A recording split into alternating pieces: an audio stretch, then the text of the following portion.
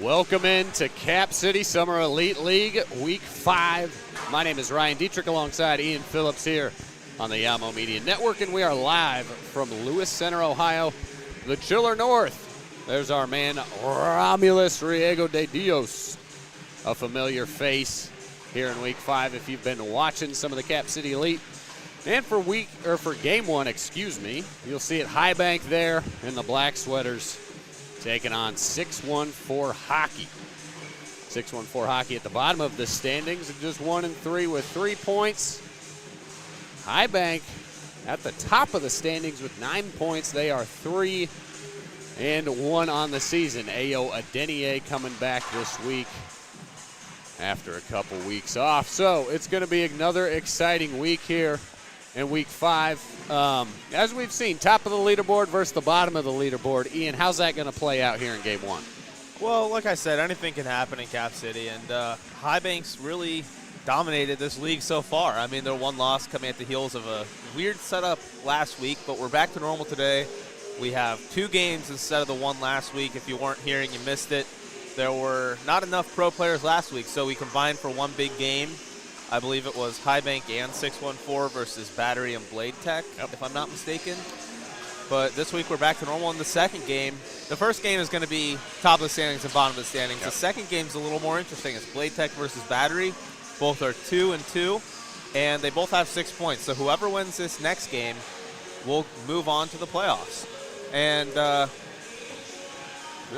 And you see the standings coming on your screen there. So the first game will have the top versus the bottom. The second game will have the middle two, Bladetech and Battery. And like we said, this second game, the game after this one, it'll look a little bit different. They're going to have pretty high pace because whoever wins moving on to the playoffs. Well, and the championship game. As you can see, high pace, you mentioned it, 50 goals for at the top of the leaderboard with High Bank. That's 50 goals in just 4 games, basically. And in net for High Bank, we're going to have JJ Saleko making a return. We haven't seen him since Week 3. He's from the Kingston Frontenacs. And we're going to step aside here for just a moment. We'll be back for Puck Drop here at Game 1.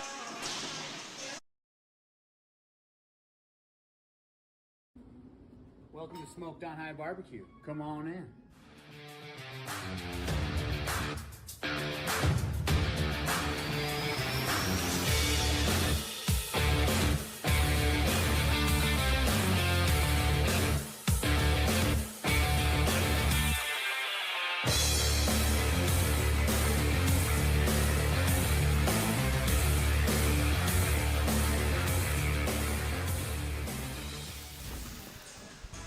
All right, and you saw it there, Smoked on High, powering and fueling the athletes and the broadcast team as well. We've been able to get in on some of the barbecue provided by Smoked on High. And my goodness, is it delicious. Because we're just about ready for Puck Drop. Zeros on the clock, 614 and High Bank. Hayden Stavroff right there. And as I mentioned, JJ Saleko in net for High Bank, and in net for 614 Hockey, the familiar Trey Miller, who's been holding it down. High Bank, just 33 goals allowed this season. 614 Hockey, I think they've allowed 54 with the rotation of goalies. We're going to see the stellar Trey Miller. He had a good appearance last week. That little combo game. Ayo Adeniyi, Ryan Williams, and that is Ethan Perreault there for 614. We'll have Raymond Perreault in a black sweater for High Bank as we're getting ready here. Starting off, we got the dynamic duo there with Kiefer Sherwood and Carson Meyer, the 2 guys that lead the entire professional league there. Kiefer Sherwood, has 12 goals, 10 assists, and 22 points through 4 games. Carson Meyer with 8 goals, 12 assists for 20 points through 3 games. So those 2, keep an eye on them. They'll try to light up the scoreboard again, starting with Romulus Riego de Dios and Nate McBriar for High Bank. Yeah, keep an eye on them. It's going to be hard to not notice them. And if you follow Cap City on Instagram, they had a little post about kind of the 3 leading point scorers and battling it out here in this week as we're approaching the championship game next Friday. So just 2 more weeks here in the regular season. This and next week as 614 starting it off here. Looks like Stavroff lost a little bit of an edge there. Back to 4-on-4 hockey as well last week. Yeah. In the big game, we had 5-on-5 hockey for the first time in Cap City's history. And there you go. Nice little turnover. Meyer to Sherwood. Nice little pad save there. Kick out by Trey Miller. And here comes 6-1-4 hockey. That's Cam Thiesing. The Bridgeport Islanders in the AHL. Thiesing making his appearance last week. And this season is season 2. He was a season 1 veteran, so he's got some experience here in the CCSEL. There's Highbank and McLaughlin working it down. And we're off to a little slow start here. 80 seconds in. We've usually got a goal by now from somebody. And there's Ethan Perot bringing it up across the blue line. See if 6-1-4 can put a little pressure on the net, or Sherwood can play a little defense. See if they can challenge Saleko. He's had a good couple of showings so far. The familiar Jamison O'Flynn in the blue shorts taking it up.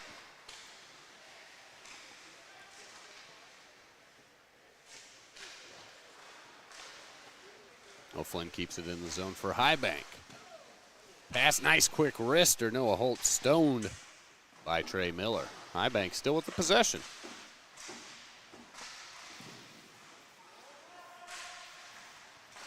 That was Holt trying to sneak one back there again.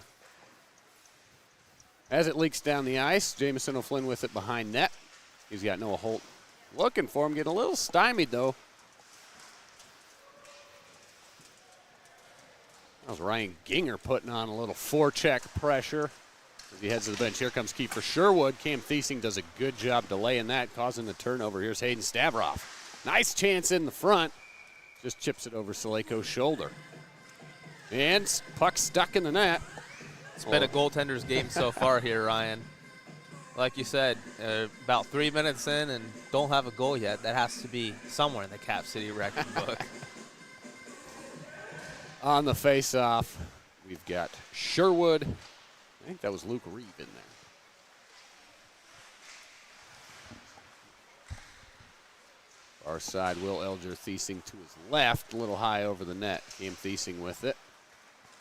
Off the skate of Carson Meyer. Here comes Kiefer Sherwood. Sherwood backhand, great save. Trey Miller sliding to his right. Nice pad save. Here comes 6-1-4 on the rush. Colin Felton off the skate, can't find the tape.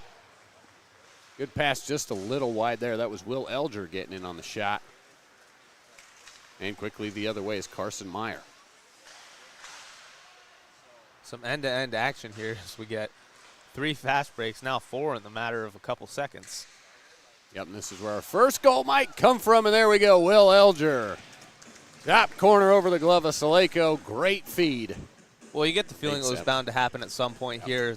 They're going back and forth, each team with a breakaway of their own. And we finally get a marker there. Yeah, you said it. Kind of 4 quick rushes there. Leads for kind of a 2-on-1 opportunity a little bit. Zach Tyson with it now. Behind the net for 6-1-4. We'll wait for the call, but that was Will Elger nets the first one. 6-1-4 with the lead.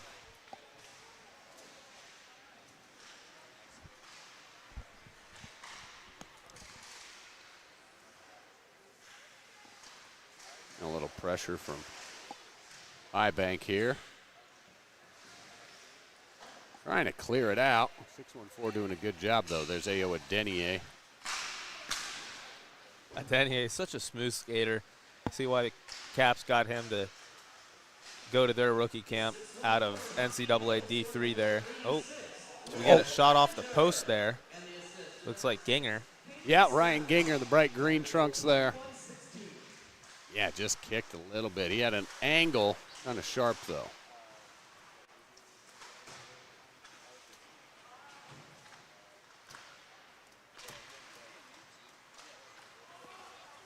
Here comes Ryan Ginger. We had a player of the game the very first week, the very first game for 6-1-4. Ayo Adeniyi buries that one.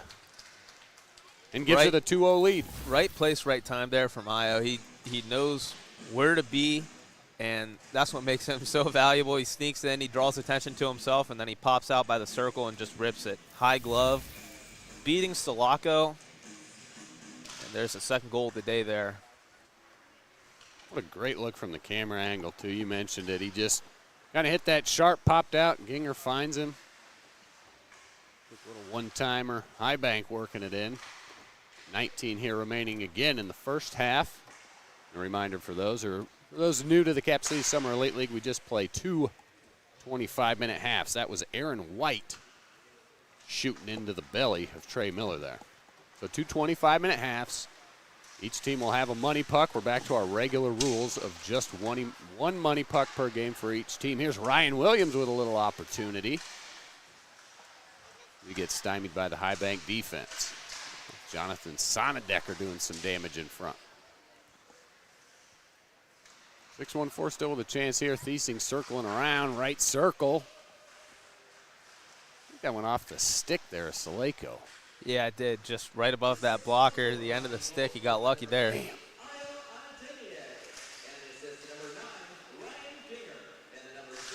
There's Jamison O'Flynn slapping it behind the net, trying to keep it on his team stick to Noah Holt. Yeah, a little forecheck pressure here from 6-1-4, trying to cause a turnover, give themselves another chance. Keeping Saleko on his toes. There's Cam Thiesing. Strong stick. 6-1-4, Hayden Stavroff. If you're a coach, I know we don't have any coaches, official coaches in this league, but if you're a coach, that is one of the plays that you just love to see. The back and forth tic-tac-toe, that was more of a tic-tac-tic-tac-toe. As you can see it on the replay there, it comes out to the middle, and it's just about 4 passes there. Will Elger with the apple. Yeah, that was great. Just back and forth, get Saleko onto his heels and find that window. Great work from 6-1-4 in front. Whiskey Warriors haven't faced this much adversity quite yet this season, so we'll see how they respond. But I'm sure they didn't expect this coming out today. Yeah, Kiefer Sherwood and Carson Meyer on the ice right now. That's Noah Holt with it in the far corner. Yep, Stavroff, his first goal of the afternoon. Assist by Elger and Cam Thiesing. Cam Thiesing was really the one who made that play. Quick shot there near side. Looked like Zach Tyson. Carson Meyer with it in the middle. Slapped up. Good work by Ethan Perot to stop that one short. Zach Tyson corrals it. This game, one of the more meaningless games just because the playoff for these two teams, the championships have already been locked. High Bank will be going to the championship. 6-1-4, the defending champions, will not. But that doesn't mean these guys aren't playing with some pretty good pace right now. And 6-1-4, tired of losing. They want this game to go, and they're showing it here as they come out with 3 quick goals. Kiefer Sherwood can't get one in there. It's a little kick out by Trey Miller. Nate McBrayer over to Ramo. Scoots across the neutral zone. Nate McBrayer tracks it down. Fends off the stick of Luke Reeve there. Carson Meyer with it now through traffic. Nice pass to Sherwood, far circle. Come back. Oh, good save by Trey Miller. That was Jonathan Sonadecker.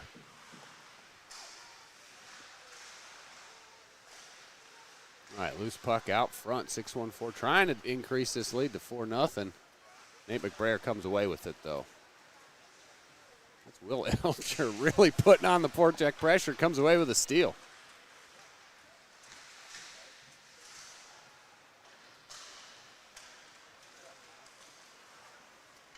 And quickly the other way. Here's Kiefer Sherwood.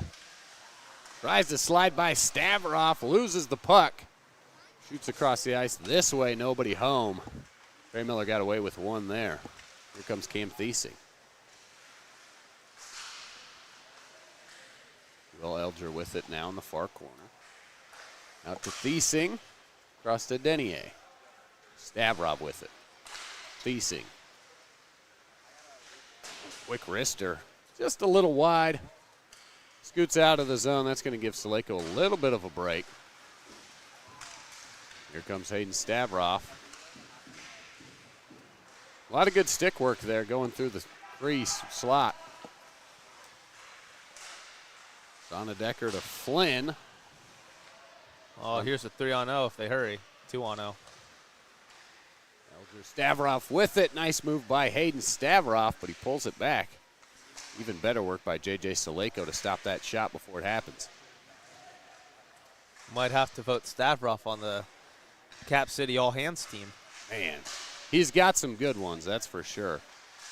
He did some of that in season 1, too. How about that move by Will Elger? Can't find the net, though. Just a little wide. Highbank's going to corral it. Elger gave himself a good chip shot opportunity right in front. Elger heading off to Providence College in the fall. Yeah, he's going to be a great addition any roster he's at. He will be. Soft mitts, great hands. Well, that's his teammate Hayden Stavroff. I wonder if Providence and Dartmouth will be in the same kind of division or if they'll see each other. I'd have to think they will at some point. Zach Tyson working with it here. Noah Holt trying to scrape it. And he causes the turnover. Carson Meyer with a good shot here. Kiefer Sherwood. Wow. Kiefer Sherwood puts Highbank on the board with his first goal of the afternoon. Kiefer Sherwood's not going to miss a one-timer from there. And as you see the pass from Carson Meyer, he's aware that he has Sherwood there the whole time, looking to see if he might have something glove side, but he knows he's hitting Sherwood.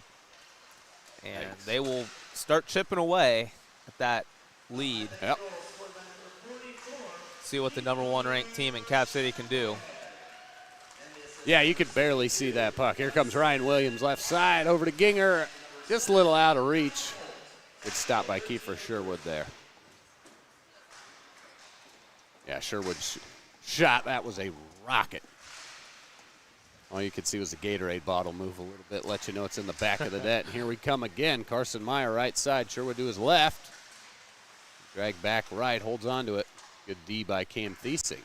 Nate McBrayer far side here in the middle. Little backhand, nothing good.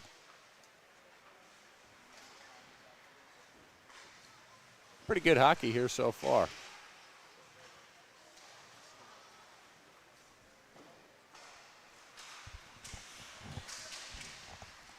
There's the 3-1. All right, they finally adjust the scoreboard. Ramo with it now. Up to Sherwood. Nice pass by Ramo. Carson Meyer, good save by Trey Miller. A pass by Romo right into the slot, and Sherwood will bury his second goal of the day as the lead falls to 1. As you see the replay there, as Romulus Riego de Dios just getting in there and finding Sherwood, and man, you can't make that up. He just turns on it, puts all his weight down on the puck, and just rips it. Yeah, right past Trey Miller. Yeah, there's no stopping that. Just too quick, and that's why Sherwood earned himself a new contract in the NHL here in the offseason. Yeah, Sherwood heading off to Vancouver. Was a member of the Nashville Predators for a little bit. Yeah, he had a good run with the Predators. He'll go help Vancouver. Both playoff teams, so that tells you the kind of skill he's got. He's one of those guys that late in the postseason, you know, if you have him on your team, that's a huge advantage. Yep, you want that. He's a gamer, and he'll show up when it matters, even in summer league. And undrafted, so that shows you that he's worked for it. Yes, he has. Stavroff left side, nobody home. Good defense by McLaughlin there as he's on the break with it.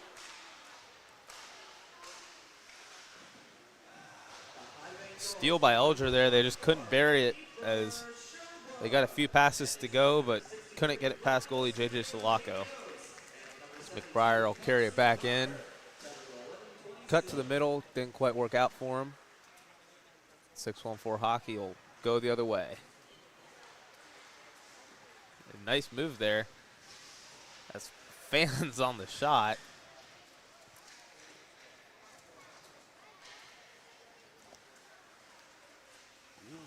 Romo gets it up to Sundecker. Whiskey Royals will get back in on the attack as Holt goes for a backhand, can't get it past Trey Miller. Didn't know where it was, sitting right by the post. So I'll hand it back to Ryan here. Yeah, Zach Tyson doing a good job there. And I was just checking that, checking our rosters. We've got a couple Ohio University ACHA additions here that we've been. McLaughlin, who I just mentioned for High Bank. How about that wrister by Jamison O'Flynn? Saved by Trey Miller, though.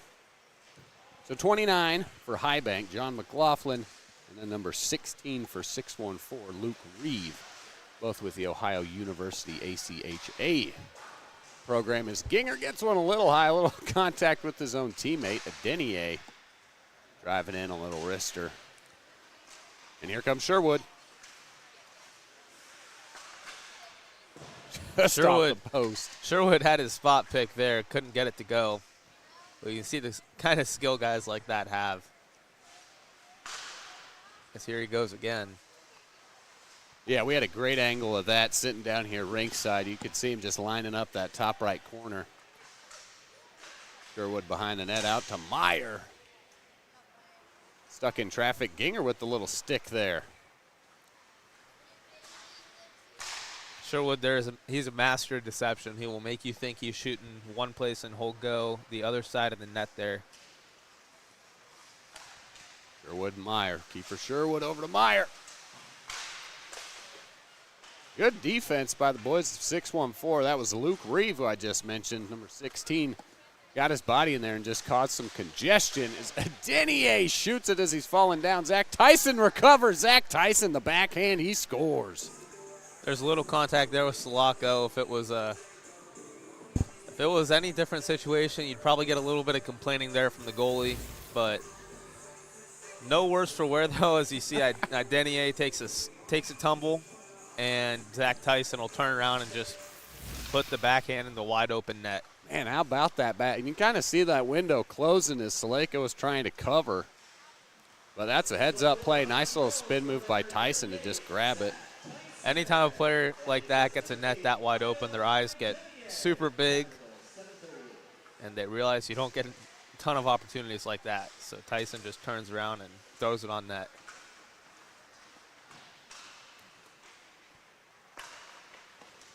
Yeah, Denier gets the assist there by taking out the goalie a little. It was indirect contact. He just laid out for it. Loved the play. And that's why you clean that stuff up. It's, right position, right time kind of thing. Tyson gets in there, grabs the rebound, able to net it. There's McLaughlin for the Ohio University ACHA program. Back to him. McLaughlin, a little backhand. Yeah, poked out by Trey Miller. That was a nice feed by Carson Meyer.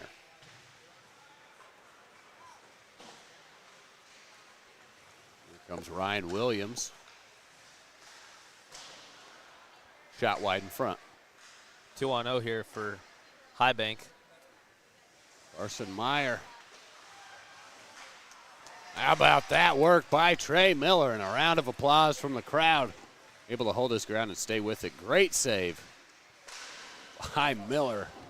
Slap shot, I think that was off the post. Yeah, Will Elger. That went off the left post there for Elger. He thought he had one. He had a little bit of room there. Yeah, he did have a little bit. Not able to make it go, though, as Sulaco does a great job of getting back in position. There we have a goal from Carson Meyer as he will get the puck in front, stick handle a few times, and put it right in on the backhand. As you see the replay here, the rebound. It'll come right out to Meyer. He gets the puck all alone. Go to his backhand. He will just sneak it outside the left foot there, or right foot, excuse me, Trey Miller. And High Bank is back within one. Pretty good work by Carson Meyer. They're able to, in traffic, he's got guys kind of banging on him. Oh, that's why coaches tell you to forecheck. Good things happen. You get to the net, pursue the puck. Even in Summer League, those guys, it's just hardwired in their brains to do it, and that's how they get to that level. That's how they stay at that level. And that's how Will Elger scored the first one here in this afternoon. Strong forecheck.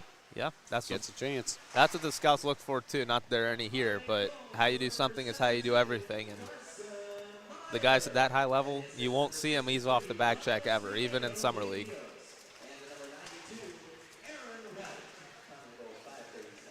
Jonathan Sonnedecker across the blue line. Good defense by Perot. Luke Reeve over to Ryan Ginger. Ryan Ginger right side. Pulls it back looking for his teammate. Up ahead, Noah Holt. Trey Miller, great play by Miller. Romo's pass there just gets a little bit too out front, and Trey Miller makes that split-second decision to go for the puck, and it pays off.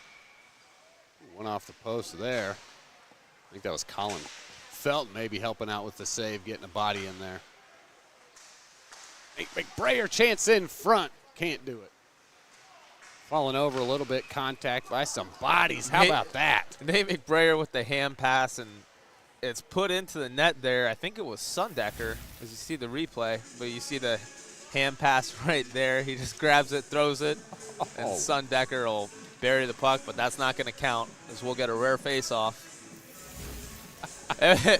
You know, in Cap City, those kinds of things, they might go unnoticed sometimes, but not that one. Yeah, that's a good chance, though.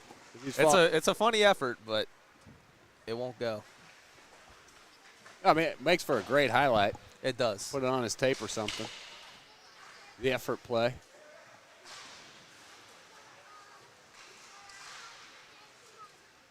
That's 6-1-4 with a good chance here. That's Sonnedecker again, stows it away. Jamison O'Flynn over to Kiefer Sherwood.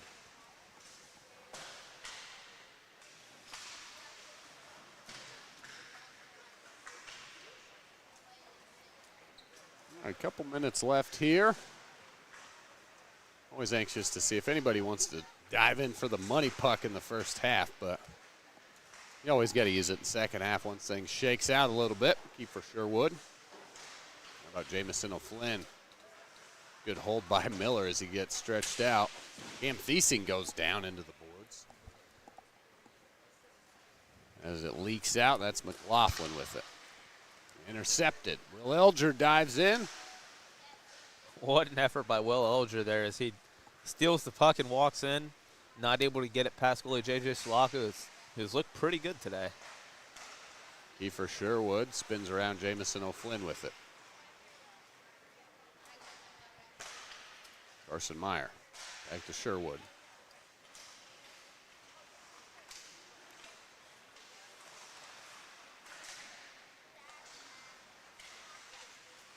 Kiefer Sherwood in the middle.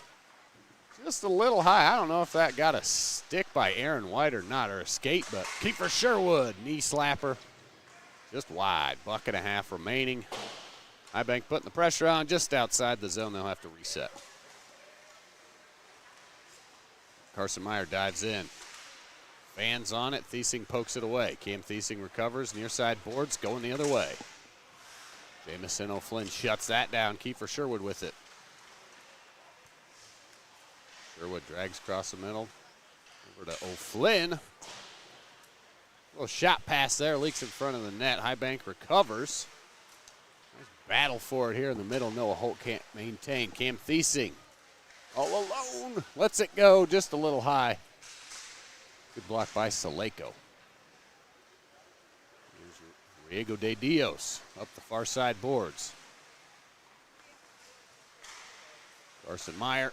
Pass back to Dios. Doesn't. Just a little off the mark there. Yeah, you see Romo in the right position there. Just couldn't get his stick on it. See 6-on-4 going the other way. 25 seconds remaining. Ryan Ginger. Far side, see if 6-1-4 can get a chance. Luke Grieve. No, nobody home. Ryan Williams over to Zach Tyson. Zach Tyson, far corner. Looking for Reeve near side. 10 seconds left here. Ryan Williams in the neutral zone. Trying to give his chance another shot here. 1 second left. That'll do it for the first half. All right, pretty exciting first half here of Week 5, Game 1 in the Cap City Summer Elite League. J.J. Saleko certainly doing his best to shut down this attack from 6-1-4. But 6-1-4 with the 4-3 lead as we head into halftime. We'll be back in a few minutes for the second half. Welcome to Smoked on High Barbecue. Come on in.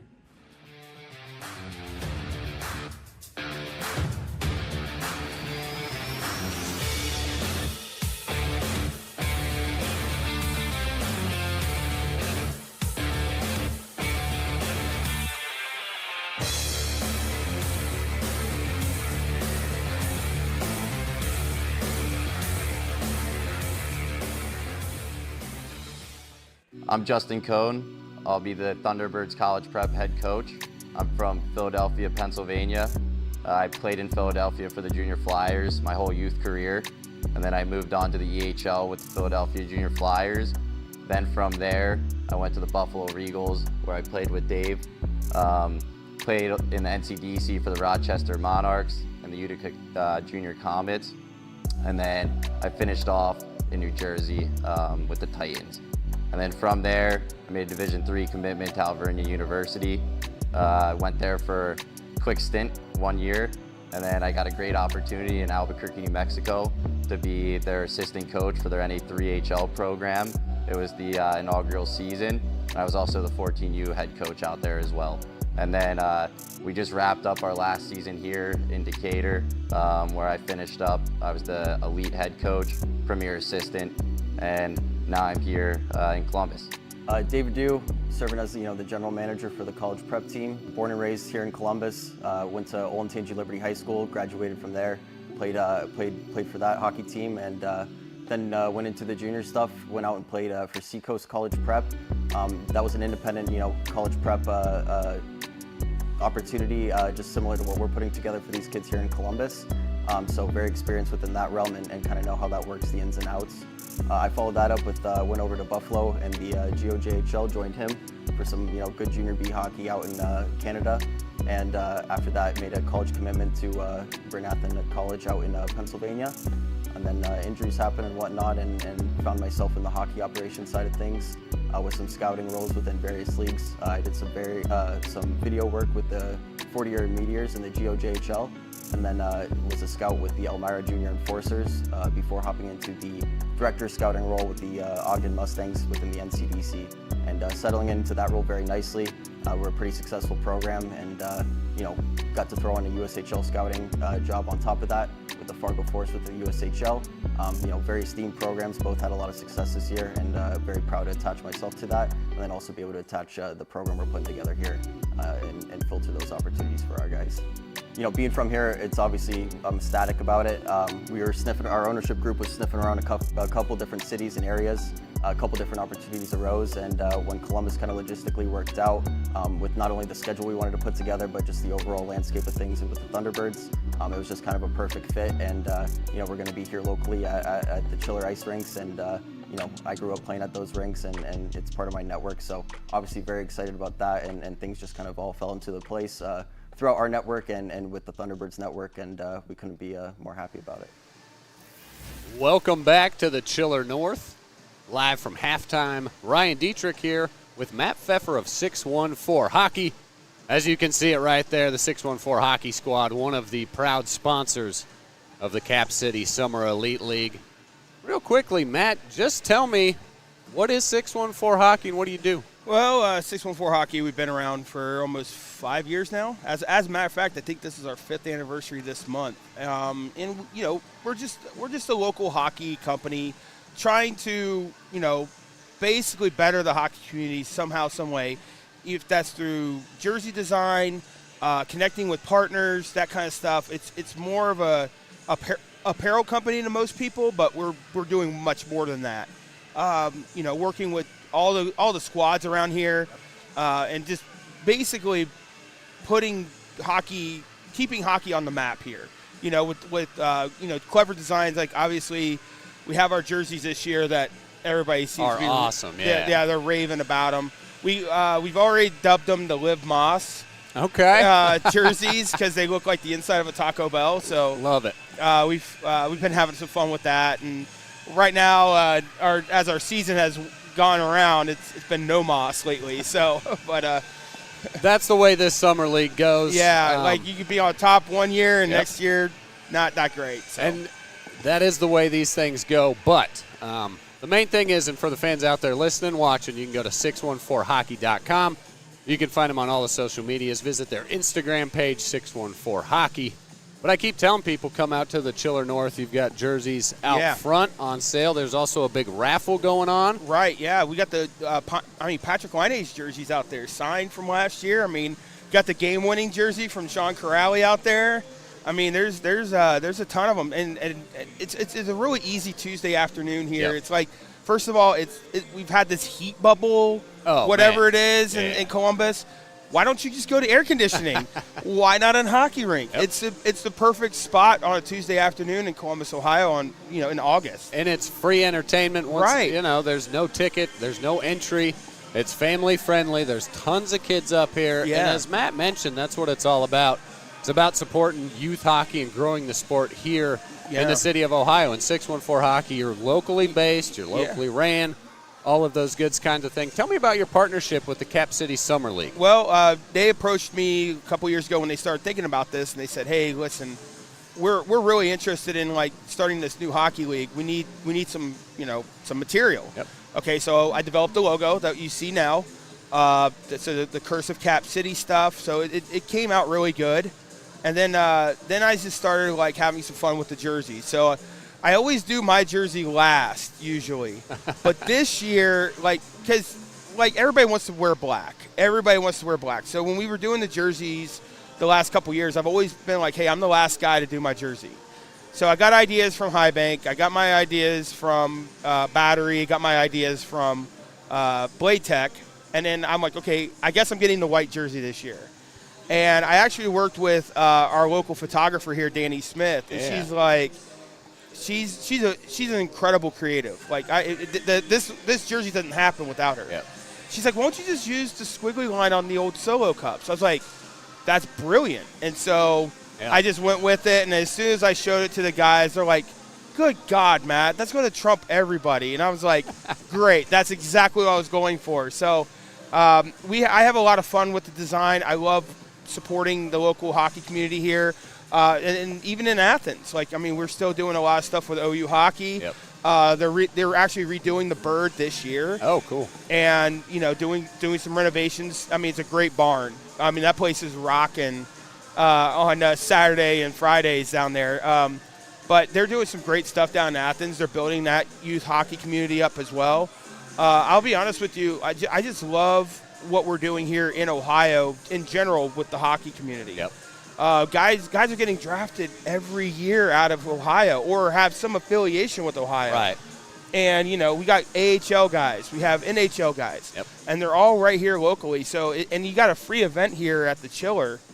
All the sponsors are putting up this money to make sure it's free. Yep. So I encourage everybody next week during championship week to come out. Yep. It's going to be a lot of fun. Even though I'm not in the championship this year, I'm going to support. I'm going to be clapping from the sidelines. You won it last year, Sean Corrali, with that overtime game winner. The victory pink actually worked that year. The victory pink, that's what it was. Yeah, the Liv Moss, not so much. That's all right. It's still a stellar jersey. And for those still listening and watching, I'm Ryan Dietrich, and I'm sitting here with Matt Pfeffer of 614 Hockey. Visit 614hockey.com for all the latest merchandise and apparel. And again, just come out to the Chiller North. You can find the Liv Moss jerseys as you see on display here. So 614 Hockey, just another proud sponsor here of the Cap City Summer Elite League, helping grow hockey in the state of Ohio. Matt Pfeffer, thanks again for joining me. And sit tight, folks. We're coming right back to you with the second half. Welcome to Smoked on High Barbecue. Come on in.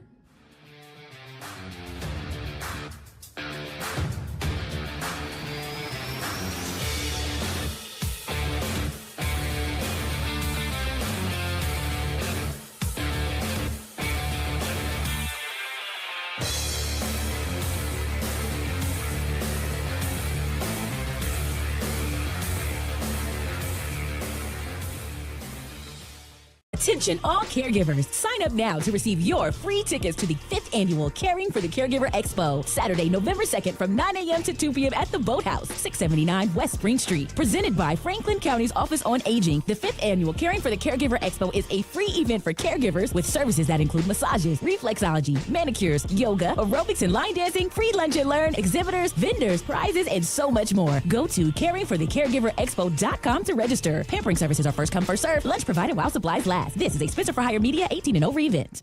I'm Justin Cohn. Attention all caregivers. Sign up now to receive your... I'll be the Thunderbirds College Prep.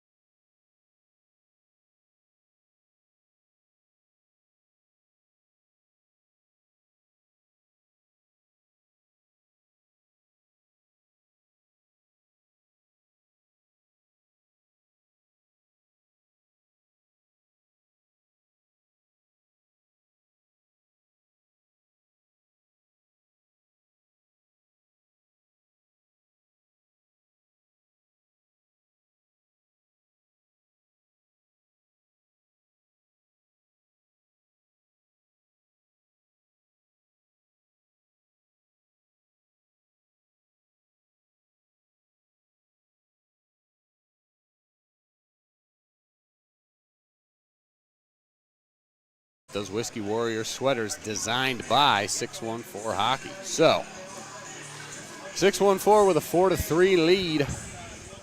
Kiefer Sherwood with a couple. 614 Hockey really did a great job with these jerseys this year. They look sharp. Yeah, they're excellent. And they've even just got T-shirts and sweatshirts, too. I was thinking about getting a tee. Yeah, I'm wearing a sweatshirt right now. It's pretty comfortable and pretty stylish, if I do say so myself. I've got a hat from last year. I actually have one of the Battery Academy sweaters from last season, too. I think if I end up getting a jersey, it'll be the Whiskey Warriors one. Yeah. I don't know if there's many better looking jerseys than that. Right. Those are pretty sharp. Well, time for the second half here. We got a 4-3 lead in favor of 614 Hockey. And the Whiskey Warriors trying to claw their way back as they fell 3-0 early in the first half there. They were in a hole real quick. Kiefer Sherwood took the liberties of digging them out of that hole for the most part. And they still got a little bit more work to do here. 25 minutes to try to turn this around. Yep, both teams still have a money puck. Able to double down at any chance as Will Elger throws one down the ice. Nate McBrayer with the puck. Money puck, a great tool for teams to build their lead or teams to lose their lead. Right, Kiefer Sherwood. Now he's looking for McBrayer out front. Will Elger almost had a breakaway. Still a little one-on. Yeah, just not quite what he was hoping for. Puck just a little out of reach there. Finds his teammate, though. That was Ryan Williams. Able to make something out of nothing there. Yep. Will Elger is. He did that all first half. Wow, tough attempt there. Sounded like that one hit the post. Here comes. Crazy scene there. It went off of Sherwood and then right back at goalie, J.J. Salako. Kiefer Sherwood with kind of a loose shot attempt there. Tried to throw it between the legs of Ryan Williams. He's got it over to Stavrov. Good defense by Ray Perot, able to knock away that chance from Stavrov.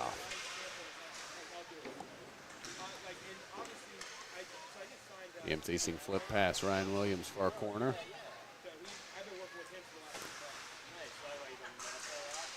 Elger and Sherwood kind of battling with it. Sherwood gets behind the defense, but 614 keeps it. Ryan Williams backhand save. What a save there from J.J. Salako, stretching all the way out to make that cross crease save, and he snags another one right there out of midair with the glove. This whole play to Romo. Yeah, doing a good job keeping his team down only one. Oh, yeah, without J.J. Salako, this would be a very different game.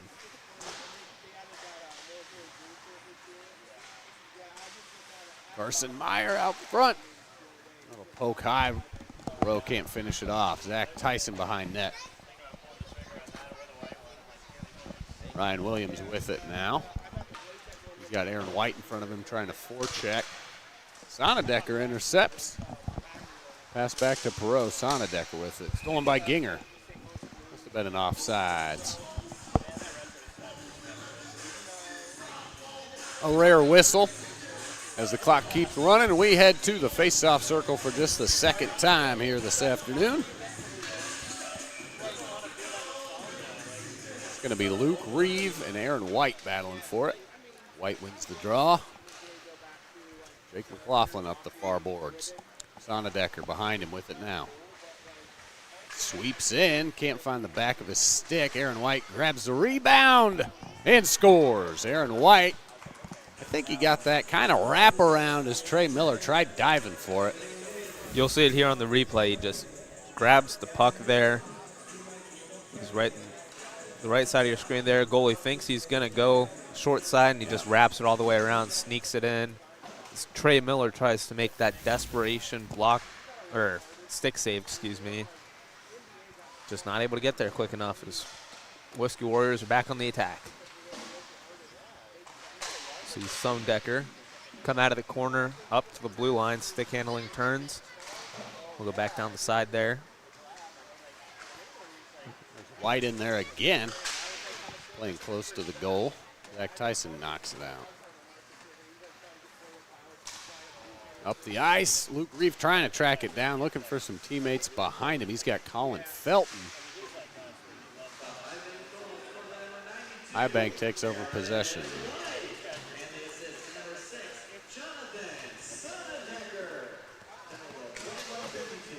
Aaron White with Long Island University.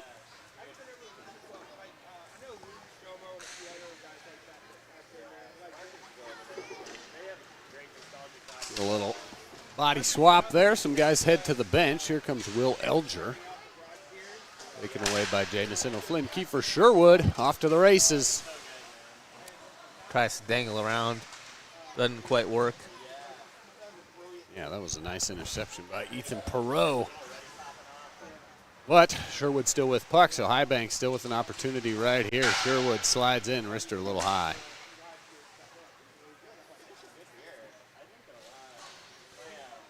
Kiefer Sherwood has been the difference in this game between winning and losing for well, I shouldn't say winning and losing quite yet. Still 20 minutes to play in a tie game, but he has been the reason we're at this point as 614 Hockey will take the lead there. Wow. Cam Thiesing. I'm not sure quite how that one goes in. We'll take a look at the replay here. And that's Thiesing with it on his tape. How about that move? My goodness. Stick work. Cam Thiesing, his first of the afternoon, ties it up. Cam Thiesing will be under contract with the New York Islanders next season. He's expected to play in Bridgeport, but anything can change. And he is, from what I've seen, he's quite the player. So I wouldn't be surprised to see him in an Islanders uniform. What a save there by Salako. Just snags it, flashes the leather there. He's kind of taunting him a little bit. All the confidence, just snatched it and just kicks it out to the side. He's feeling it now. He's going to have to face a breakaway here from Will Elger. Nice drag, good save. Tries to fake him with it between the legs, holds it for a little bit. Almost a highlight reel goal there. Yeah, that's How about a highlight reel save? I mean, Saleko just holds his ground, and Eldridge just kind of had to keep dragging and dragging and dragging. That opening never showed up. Carson Meyer right into the belly. Yeah, he's made a Trey few. Miller. He's made a few of those highlight saves here, Salako. So we'll get Cam Thiesing streaking up the middle. How about that footwork? Wow. Kiefer Sherwood grabs the rebound, though. Wants to take it himself. Cross center ice into the zone. Pass to Meyer. One-timer save. Trey Miller. Carson Meyer. Meyer with all the time in the world there in front. Here we go again. How about a third opportunity? Nate McBrayer comes in, pulls it out. Sherwood. Kiefer Sherwood still with it. Riego de Dios behind the net. Yeah, poked away by a Denier. And out of the zone. High Bank gonna have to reset here. McBrayer over to Meyer. Carson Meyer. One-on-one. A Denier. How about that? Knee save there. Kind of scoops it away. Forces into the corner. Aaron White, far side. Nate McBrayer throws one at Miller. Pad save. Squirts out to the right. Here's Zach Tyson with the pass from Ginger. Zach Tyson shoots, he scores. What a snipe there from Zach Tyson as he just walks in and rips it over the glove there, Salako. And as you see the replay there, it's a good pass to the middle. Zach Tyson will just take it in. No dangle, just snipes and sends the water bottle in the air. And that'll make it 6-4 for High Bank, or 6-1-4, excuse me. 6-4 for 6-1-4. Yeah. We got a game on our hands now, folks, and 16 minutes left. We can start kind of looking for the money puck. Yep. That's what I was just thinking. A Denier! Denier makes it 7-4 with another snipe of his own. Pops the bottle. And he starts this play because he was the one who went to his knee and actually kicked that up there to Ginger and then gets the pass back. Look at the replay. Salako thinks it's going all day to that right side for a one-timer, but Denier just pops a shot on him and surprises him there. Salako's been good all day. He just gives up two quick ones, and the game is flipped on its head. And that's what happens when you play defense at Denier, he caused that turnover right at the blue line, the top part of the High Bank zone.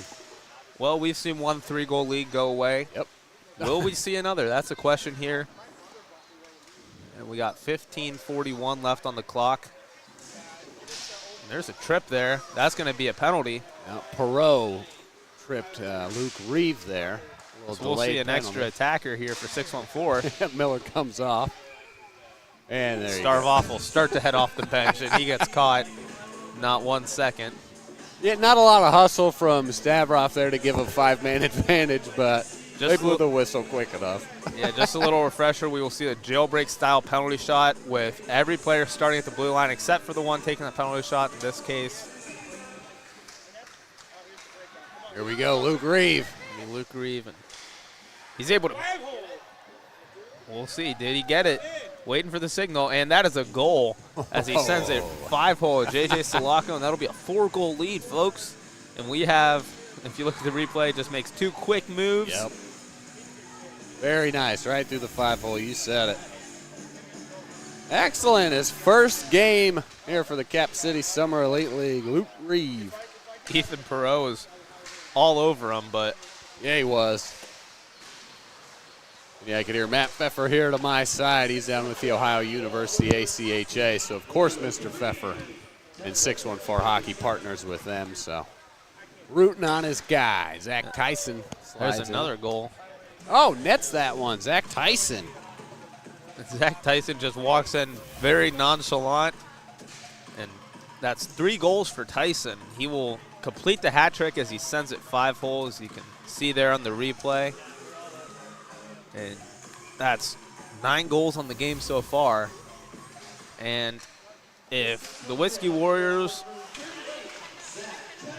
looks like they're not in great shape here against the statistically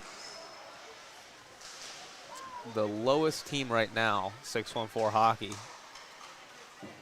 As Kiefer Sherwood will walk in. And 5 straight for 6-1-4. 4-3 at half, and here we are. And Highbank will get one back there.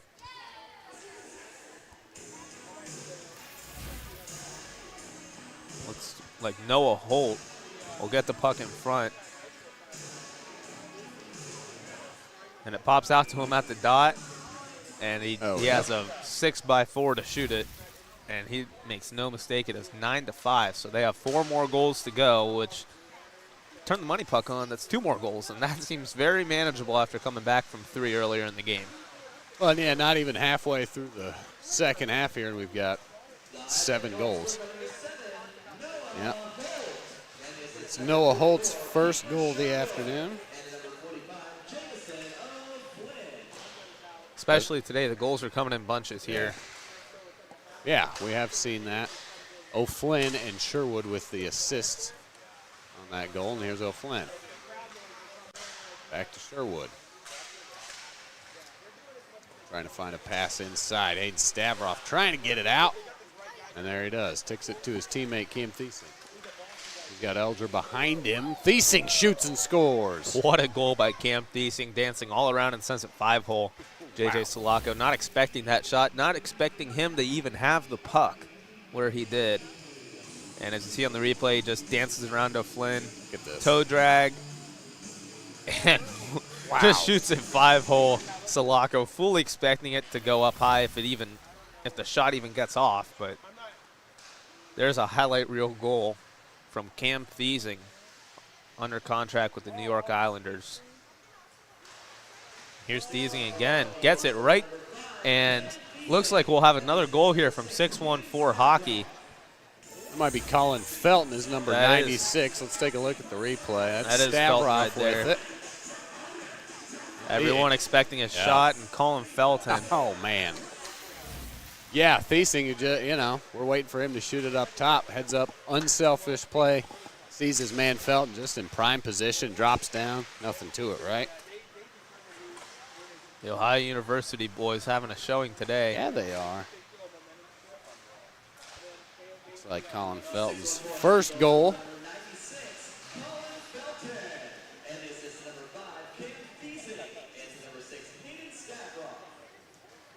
See that puck on the goal line there behind Sulaco. Yeah, tough Not quite far enough for a goal there. We'll trust the ref's judgment. He was standing right there. Here comes Aaron White with it. But yeah, Sulaco looked a little uncertain.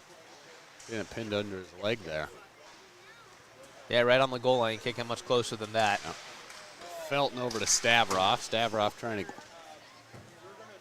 punch it out there. Will Elger going to track it down. Elger waiting for some teammates. Here comes Luke Reeve. He finds Stavroff behind the net. Reeve out front looking for that rebound.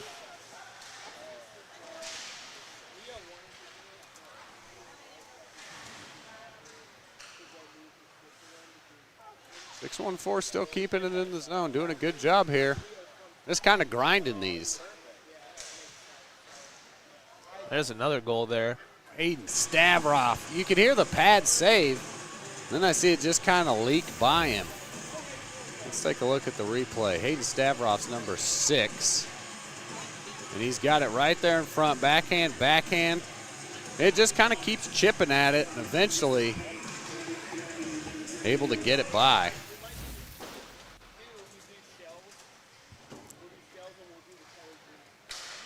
Hayden Stavroff with his second goal of the afternoon. 6-1-4 hockey there, pouring it on. Here comes Kiefer Sherwood. Trying to leave one out front for Perot, but Ginger gets in the way. Sherwood tracking it down, trying to keep it. Noah Holt. Fans on the pass. Quite the battle on the far side of the boards. Noah Holt wrister saved by Miller. 6-1-4 hockey, the only team without an NHL rostered player with them today, and they're just pouring it on. How about that pass? Talk about making a statement here from 6-1-4 hockey. Yeah, Zach Tyson about at his 4th goal there. Luke Reeve, the spinning kind of backhand pass, just a little wide from Tyson. But it's things like that. They're working well together and showing some hustle. Here comes Sonnedecker, near side. Kicked out by Luke Reeve. Finds Tyson again. Here comes Zach Tyson. One-on-one. Ryan Ginger to help. Tyson keeps it. Ryan Ginger in front, can't find the pass. Zach Tyson's made a few really good plays today as he already has a hat trick and he's looking for more. Yeah, he has certainly done some damage. Ooh, nice save by Miller. That pass was going right out to Sherwood. Right out front. Here comes Cam Thiesing. Well, you talked about Thiesing. He might see him in an Islanders jersey before December. Well, I have no doubt at some point we will see him in an NHL jersey. I saw him. He's Ohio State grad. I've seen him for a few years, and he's a heck of a player. And that's all you need. That's all you need is a chance. And those AHL rosters, we've seen it a lot here at the Blue Jackets and the Monsters.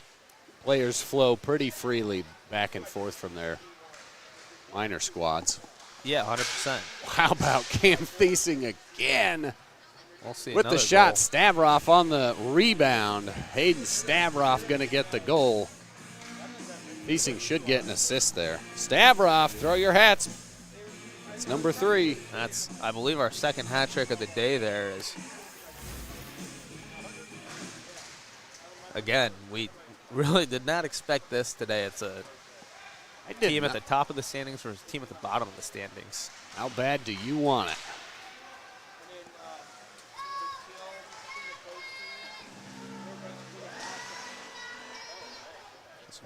We'll get another goal there. It'll make it 15-5. How about that? 15-5 for 614 hockey. Yep. They're pouring it on now, and it's now or never for High Bank if they want to turn on the money puck. And there it goes, right on cue there. We will have a money puck. That was just before it. Well, that would have been technically a money puck. So that was worth 5. And there you go, Kiefer Sherwood, backhand, top left. Gets one quick. And that'll count for 2, 15-7. Take a look at the replay here.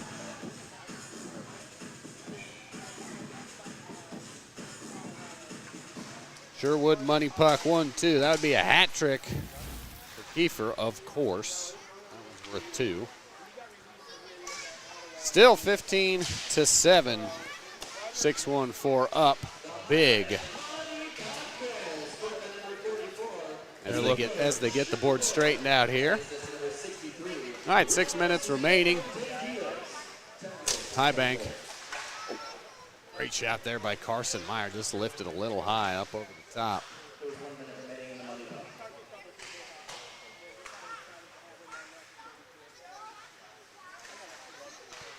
All right, Jamison O'Flynn. Good stick save by Trey Miller as that one pops over. High Bank retains possession. Kiefer Sherwood behind the net. Looking for Ramo out front. Thiesing throws it into the boards. Will Elger tracks it down. How about that from Will Elger? A little too fancy. Looking for a Brandon Hawkins type highlight goal and flips the puck up in the air looking to bat it down and it doesn't quite work out. JJ Sulaco says no. All right, Kiefer Sherwood on the attack. Money puck still on. Can't be that much longer as take an opportunity. Carson Meyer just misses the pass. He's going to regain possession and attack.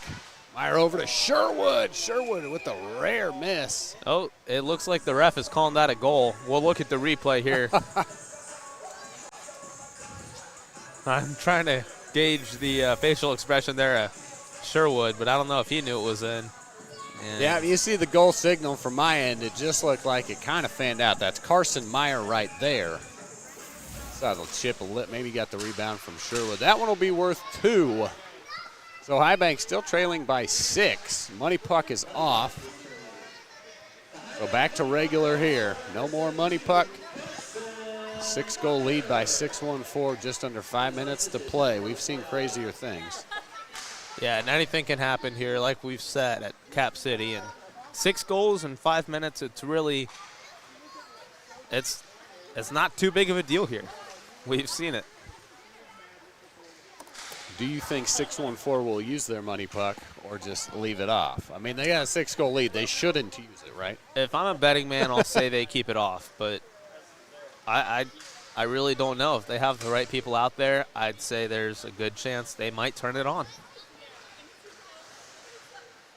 There's another goal, so it'll be a 7-goal lead. My goodness. Yep, just a normal, This goal's only worth 1. And you see what a great feed there. Skate to stick, backhand. You can't ask for much more than that. So it'll be 16-9 with 3:50 remaining in the game. That'll be Williams' first goal of the afternoon. And just to remind you, this next game is for almost all the marbles here, as the winner will take a trip to the championship. And we will have a new champion crowned this summer. Yep, if anybody remembers last year's went to overtime. 614 hockey, Matt and I talked about it, but Sean Corrali. And I've heard it from Sean in person. That was the goal of his career. We will have High Bank in the championship next week. So hopefully a better showing next week than they'll have this week. But it'll be Bladetech or Battery.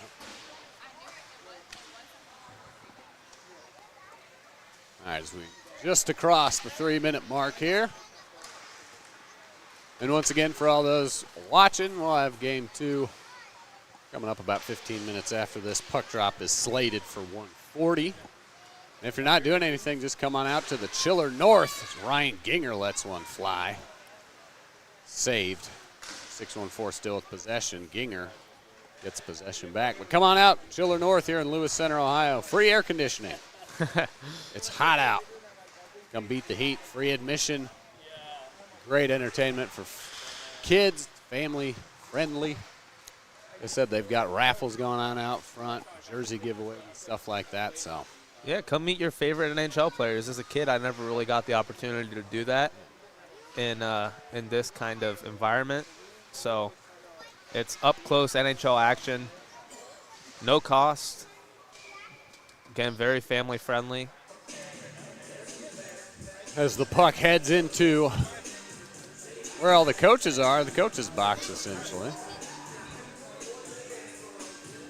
Another rare face-off here, 2 minutes. There's Carson Meyer and Kiefer Sherwood for High Bank. On the draw. Looks like Meyer wins the draw. Here's the money puck. Money puck, 2 minutes left. Why not? 614 they want to score 20, I think. Almost backfires. Sonnedecker tries to power one into Trey Miller. He makes the save. Cam Thiesing. Carson Meyer with the chance. Over to Sherwood. Sherwood just saved by Miller. The last gasp here for the Whiskey Warriors, as Sherwood will bury one and the clock will stop because it's under 2 minutes. And it is 16-11 now, so it is really the last gasp here. Yeah.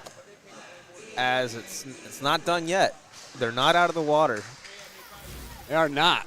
Riego de Dios with it. Into the belly of Sherwood. He comes away with it. Sherwood takes the shot. Tries to slide in front. Kiefer Sherwood behind net. Out to Ramo. Just a little wide. Anytime you get guys like Sherwood out there, there's always a chance. Cam. There, I'm not sure what happened. Cam Thiesing throws one at the net, and I think they just. All right, we're going to have a little jailbreak. Oh, there's a penalty there for Sherwood. Yeah, Kiefer Sherwood all alone right there. To cut the lead to 3, here's Sherwood. To the races.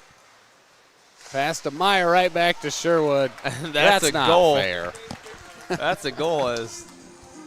I don't know if 614 Hockey is doing what they can to keep the Whiskey Warriors into it. I'm not sure what the game plan was here, but it is 13-16 and a closer game than we really bargained for, as it'll be 5-on-4 with the money puck. And here's another 2-on-1. As Meyer will bury it, and we have a game here. It's 15-16. And there's a minute. And I know we said crazier things have happened, but I can't believe what I'm seeing here, Ryan. I felt like just a second ago it was 16-8. It was 16-9. Or 16-9, excuse me. 7-goal lead. Now they're up 1 off of the goals of Sherwood, and Meyer. Money pucks. Salako will go back in. Money puck is still on. And Matt Pfeffer of 614 Hockey is just next to me, screaming his head off, wondering what they're doing. I saw Pat Cannoni kick that red light on. I don't know if he's going to take the blame or maybe Petraglia, but it does seem like 614 Hockey is doing everything they can to. That's why I said, why would they kick this on with a 7-goal lead? But this is not Sherwood. What you want. Keeper Sherwood near side, up the middle.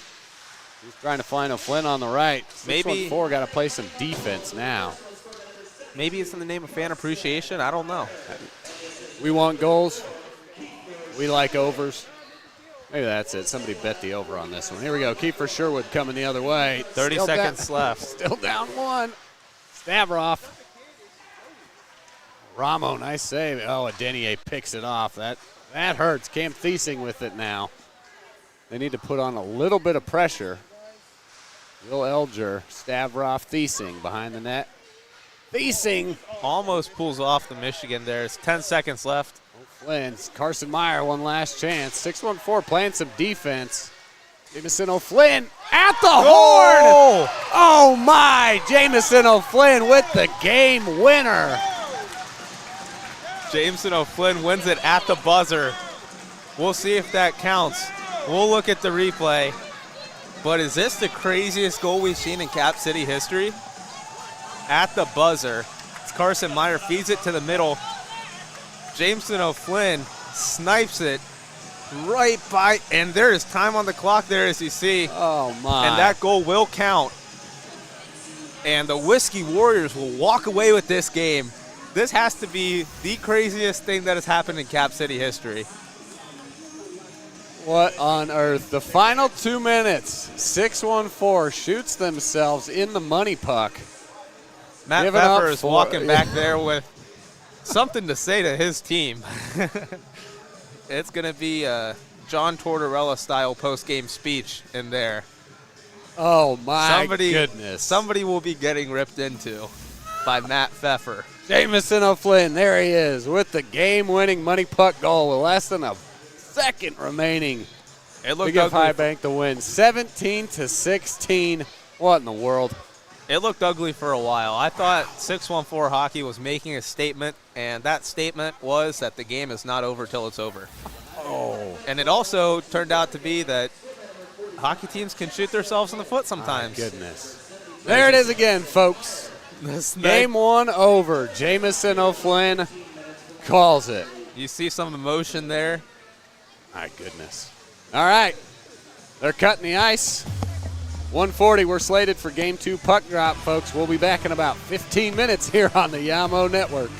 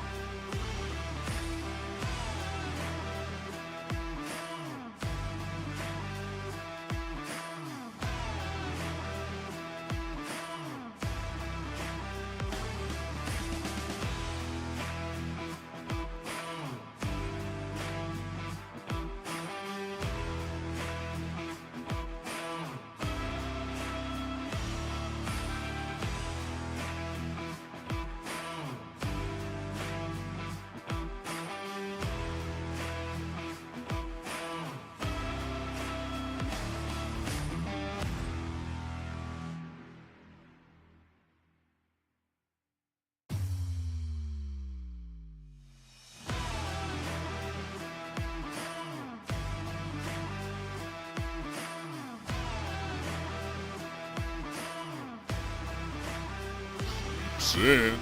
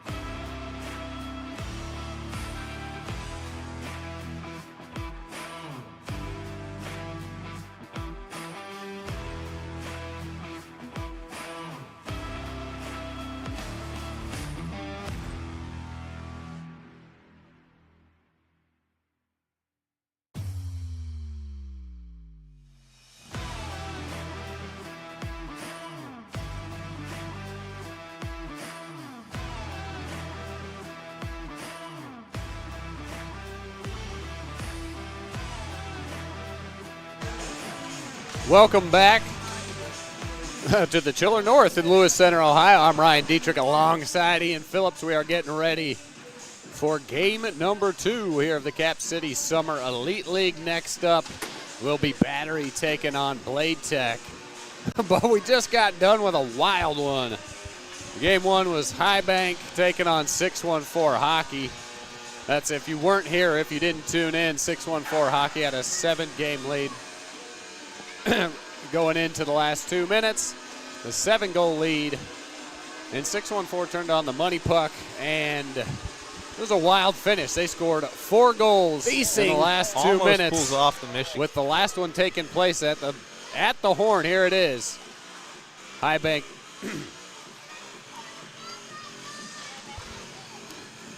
High Bank trailing by 1. Gets the money puck at the buzzer. Jamison O'Flynn. Just a wild finish there. You can't make that up, Ryan. I mean, that's Cap City at its finest.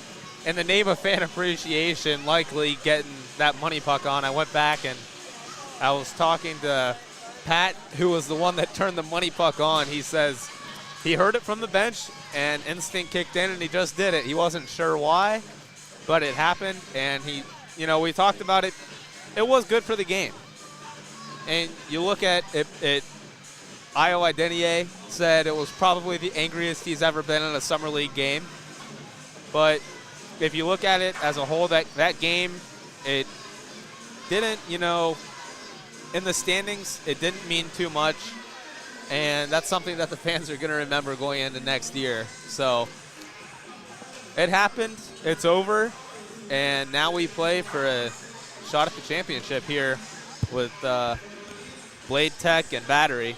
Well, and you said it. It was for the fans when I was chatting with one lady in between games, and she said it like 4 different times. Man, that was fun. She said, oh, boy, that was fun, and just goals, goals, go. So it really is for the fans. I know Matt Pfeffer was also pretty upset. Yeah, anybody, anyone with any competitive nature at all. Oh, yeah. I mean, and I asked you, I said, are they going to turn it on? They should not. They have a 7-goal lead. They should absolutely not do that. But, hey. I was talking to some of the players on each team. They were both confused by the move. And there was one team that was a lot happier than another team. You could probably guess which is which. But, it's one of the greatest moments of the Cap City short history, and you just don't see that. And that's a 6-goal comeback, 7-goal comeback. That's unheard of in hockey. They were down 7, scored 4, worth 2, so 8 in the last 2 minutes. What a treat for the fans too, right at the buzzer. Yeah, it was exciting. There's no way around it.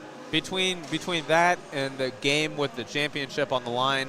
Yeah. This definitely will be a week that goes down in the Cap City history books as one of the most exciting, and the fans will get a treat today. And us announcers get a treat as well. I mean, that was one of the best games of hockey I've seen in a while, and I've seen a lot of hockey over the years. I've covered almost all 82 games for the Blue Jackets. I've seen plenty of hockey between this year and the last 10 years I've been watching, and that is among the best hockey I've seen in terms of excitement. Yeah, compared to the Blue Jackets' last 82 games of hockey, you betcha. Yeah, they've had some rough days, but and yeah, if you catch the highlights, we'll have the highlights out, or if you rewatch the film, you'll hear me on the call. I get awfully excited. That was pretty cool. But that aside, we are moving on. Game 2. Battery taking on Bladetech for the middle of the pack. This is for the rights to face High Bank next week in the championship. And you will see some familiar faces. There'll be a couple of new ones out there. Always a few late scratches, late additions. There's Tate Singleton, number 92. We've seen him the last few weeks. 89, Cam Atkinson, the big dog for Battery. Second behind Kiefer Sherwood in goals scored here in the Cap City Summer Elite League. You all know it. He can put the points up. And facing off for Bladetech will be number 6, Stephen Halliday. He is last week's player of the game. Number 6 in red, Stephen Halliday. He had 1 goal and 5 assists last week. He's made a big impact since coming in. I was talking to Halliday in between games here, and he said that he's excited to see the pace of this game. He's a smooth skater, and he takes advantage of open ice, which is all he's been getting in 4-on-4, and that's part of the reason why he's so impressive. He's a big guy, long legs, he's a smooth skater, and he's turned it up so far. He won the draw against Chase Grisak. And here we go. Halliday takes the pass. I thought he was going to let that one rip. Again, there is a championship trip on the line here, something for fans to keep in mind. Yeah, so Jack Brandt and Scooter Bricky on the ice with Stephen Halliday and Tate Singleton for guys in red. Cam Atkinson. That's one rip. Cam Atkinson, Will Rydell, Chase Grisak, and Davis Burnside for the boys in blue. Rydell with kind of the turquoise shorts, turquoise helmet. He's with the Calgary Wranglers. Couple former Buckeyes in the lineup, too, as we see Scooter Bricky and Tate Singleton. Yeah, Davis Burnside on the other side for the boys in blue. But you were talking about the AHL. And we've got Will Rydell up there, the Calgary Wranglers. So we'll see if he can get some action, maybe move up and get some time with the Flames. O'Cohen into the belly. Tate Singleton also under contract with the Maple Leafs, playing with the Marlies. And he can turn it up pretty fast. He's a fast skater. Good hands. He was a role player for his first couple years at Ohio State and then turned into a goal scorer. As we see our first goal there, that'll be Bladetech with the goal. Yeah, number 77, one of the new ones this week, Adronik Stepanian, headed to Northland College. That is a hockey name right there. As he will get the scoring started in this, probably one of the more important Cap City games that we've played. And Bladetech will take the lead here. Well, and for those that were here for week 1, Anthony Mora, the owner of Bladetech, came on and chatted with us about what they do and their sponsorship and role they play here at Cap City Summer Elite. So I know Mr. Mora is pretty tuned into the success, and he's invested in this team, and he likes to see them win. And so I know he'll be at home. Hopefully he's watching the live stream, rooting on the red sweaters. Great save there by Trey Miller. Could see there was a spot pick there. Sails just wide of Grant Adams, who I also talked to. He's going on his 5th year here. Yeah, Grant Adams, excuse me. Got used to calling Trey Miller down there making all those saves. Yeah, Trey Miller in the last game. It'll be Grant Adams in for this game. Bladetech, well, that slides out of the zone here. It's going to be Jack Bortle. Quick wrister, just a little wide.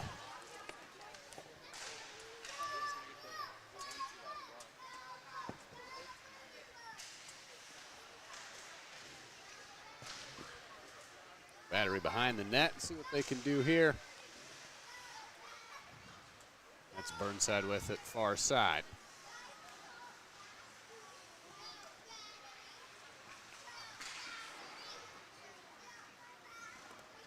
Puck here in the neutral zone. Battery trying to track it down. Halliday comes away with it over to Singleton. Back to Halliday. And he scores. Stephen Halliday. Nice and easy right in front of the net. That'll put Battery up 2-0.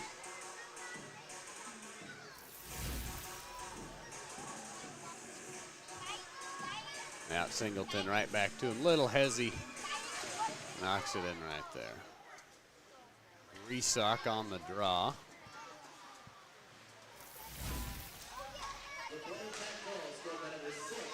Halliday, what a smooth skater again. I mean, we've talked about it a lot, but there are very few players like him. And Atkinson will fire just wide. Tate Singleton will corral the puck and head up ice. Scooter Bricky over to Halliday. Nice little drag. He's going right back to Bricky. Just missed. Singleton with it. Jack Brand in the middle. You put Scooter Bricky and Halliday together, and that's a dangerous combination. Two guys that play a lot alike. Yeah, and I mean, noticeably bigger bodies out here. You can clearly tell that they've got some sizes. Halliday puts his skating abilities on full display here. Bottom side for Battery down there. That's Hanson Bukata, number 3, another Ohio State Buckeye here, getting his first shot in the Cap City Elite League. Brandt over to Singleton, back up top to Bricky.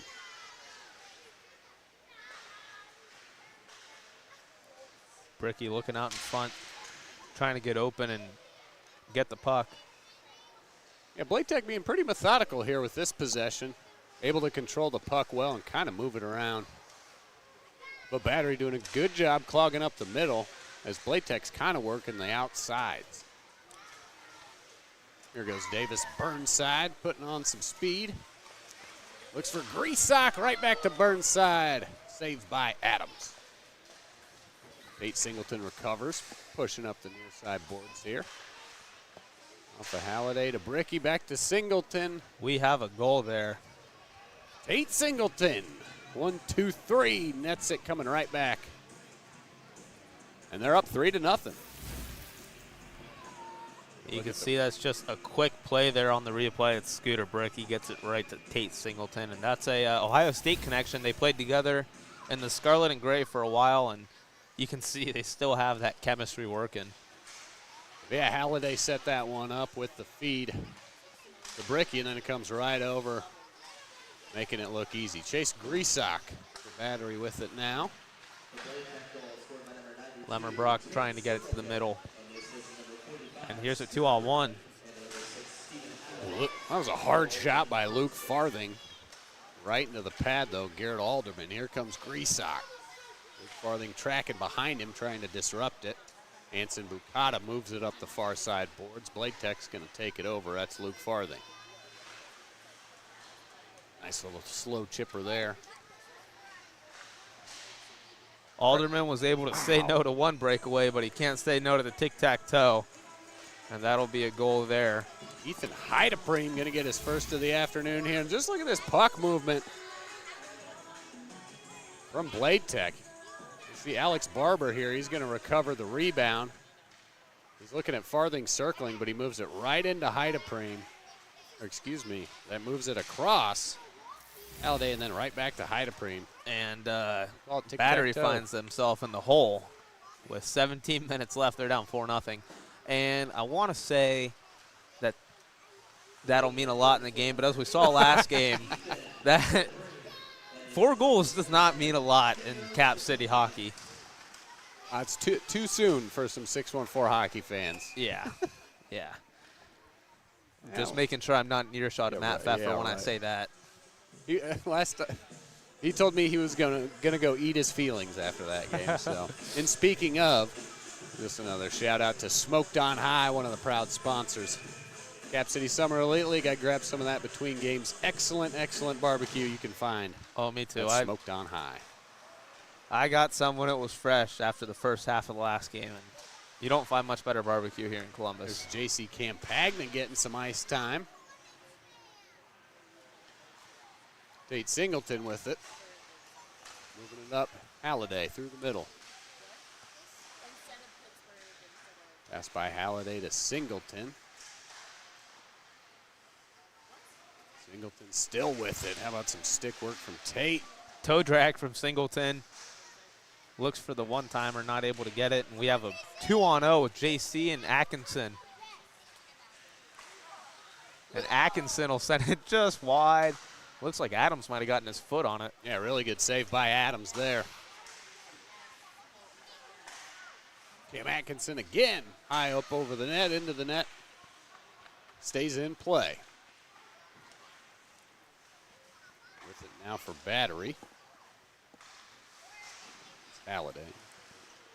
And I'll tell you, Ryan, one of my favorite things about this league is that the flow of the game is just so natural. You go into the net, the puck sails into the net above the glass, and the play keeps going. And that just means so much as a fan when you don't get that stoppage of action.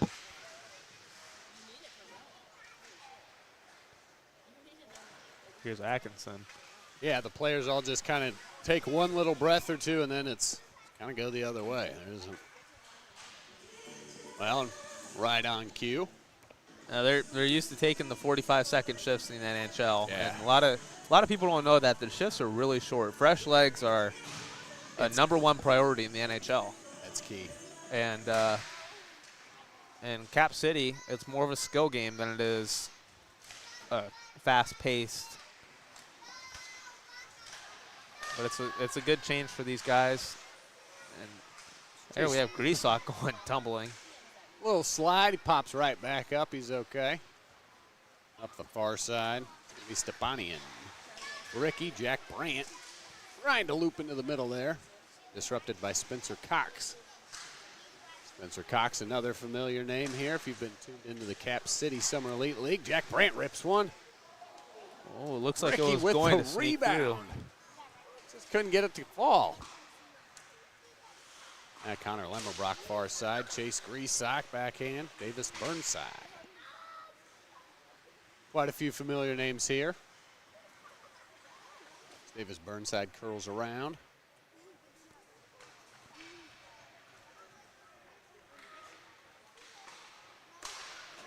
Stepanian up to Alex Barber.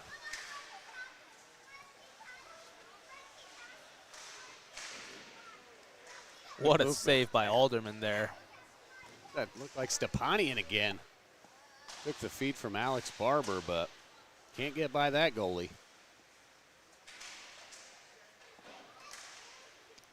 Scooter Bricky up top. A little poke away. Jack Brandt recovers, though. Bladetech kind of on the slow attack here, but able to maintain possession. Stepanian again.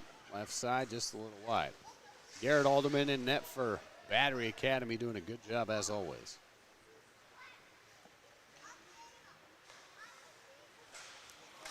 Chase Griesok up the near side.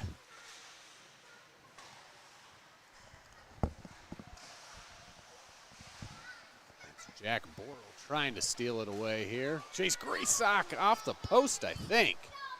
Tough angle there from Griesok. Here comes Heidepreen.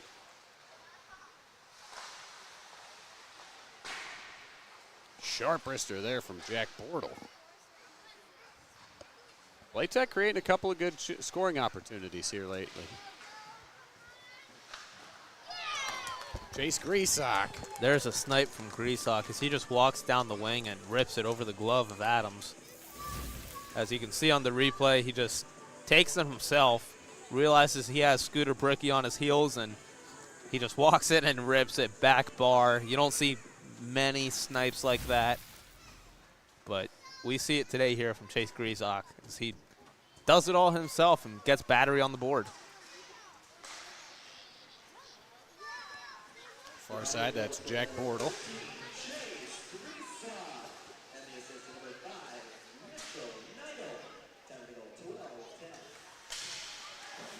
Mitchell Neidl with the assist there, the Coquitlam Express.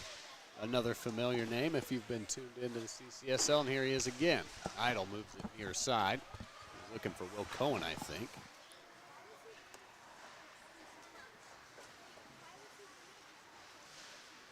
Jackson Furman pokes it away from Halliday.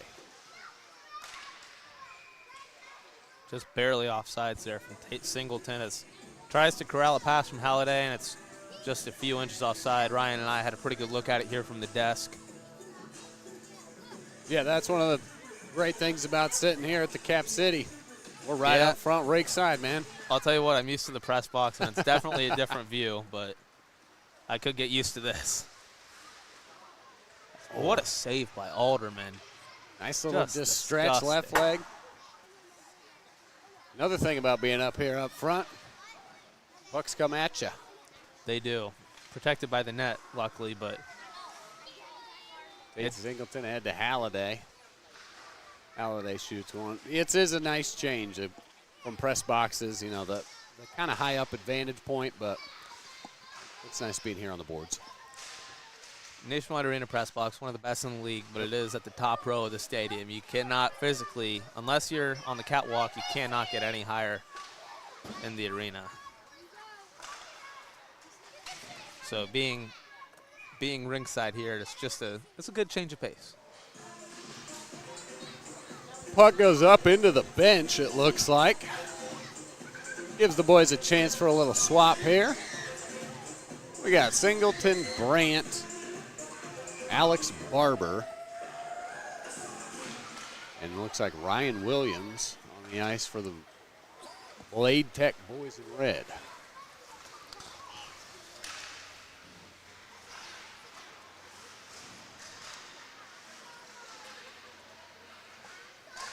Out to Jack Brandt. Spins, looking for Singleton, just a little off the foot. Tough read there from Singleton as he was alone. Jack Brandt. Singleton again, Alex Barber now. Picked out by Connor Lemmerbrock, but Alex Barber recovers. Taking it back in for Bladetech. Here's Barber over to Singleton. Easy shoot and score. What an individual play there by Barber. He loses the puck at center ice, regains possession there, as you can see on your screen, and he comes down the wing. Finds that middle pass, and Tate Singleton just sneaks it right by Alderman, who's been pretty good so far. Singleton with his second goal of the afternoon. Alderman's been getting peppered so far, I'll tell you what. Yep. He's made the saves, but he can't really do anything about that one. Yeah, he needs a little defensive help from the rest of the squad. He does. They haven't put much pressure on Grant Adams down there. Oh, they haven't. Grant Adams is a great goalie, too. Yep. But yeah, Bladetech been dominating time of possession. If Battery wants a shot at the championship, they do have to pour a little bit more on. Take a little bit more to get them there. Yeah, short work of that possession, back down the ice towards the Battery goal. Battery with possession now. Let's see what Chase Greasock can do. Up high. Glove save, Grant Adams. Greasock trying to go bar down on that one. Grant Adams knew exactly where he was going. Here comes Jack Brandt.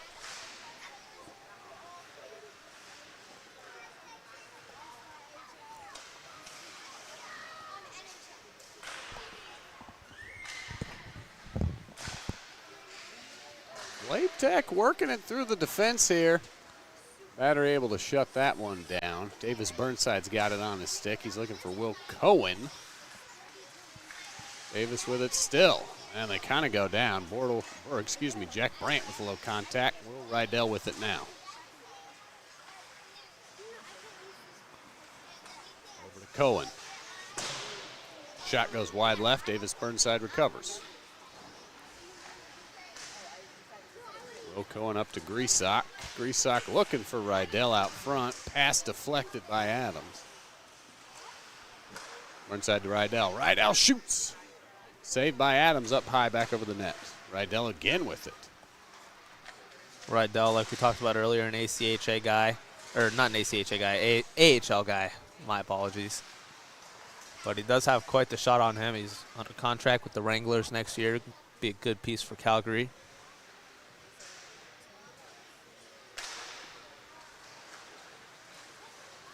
See if he can Will put one Cohen in the net. They've done a lot of work outside of it, but just can't get anything to fall. And Bladetech takes it away again. Haida Preem and Bricky.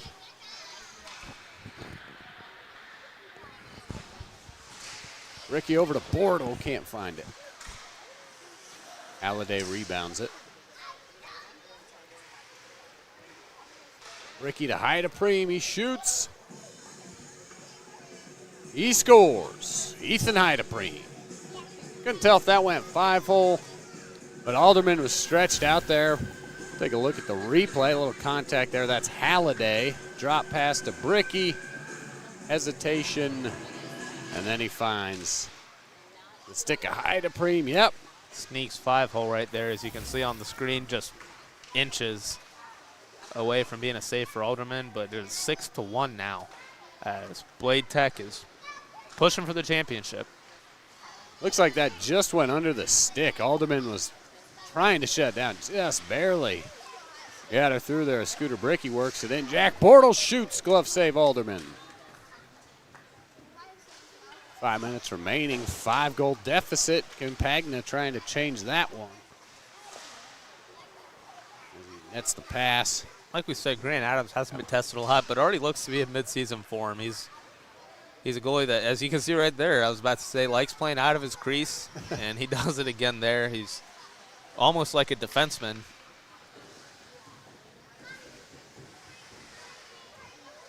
Ida Preem whiffs on that one.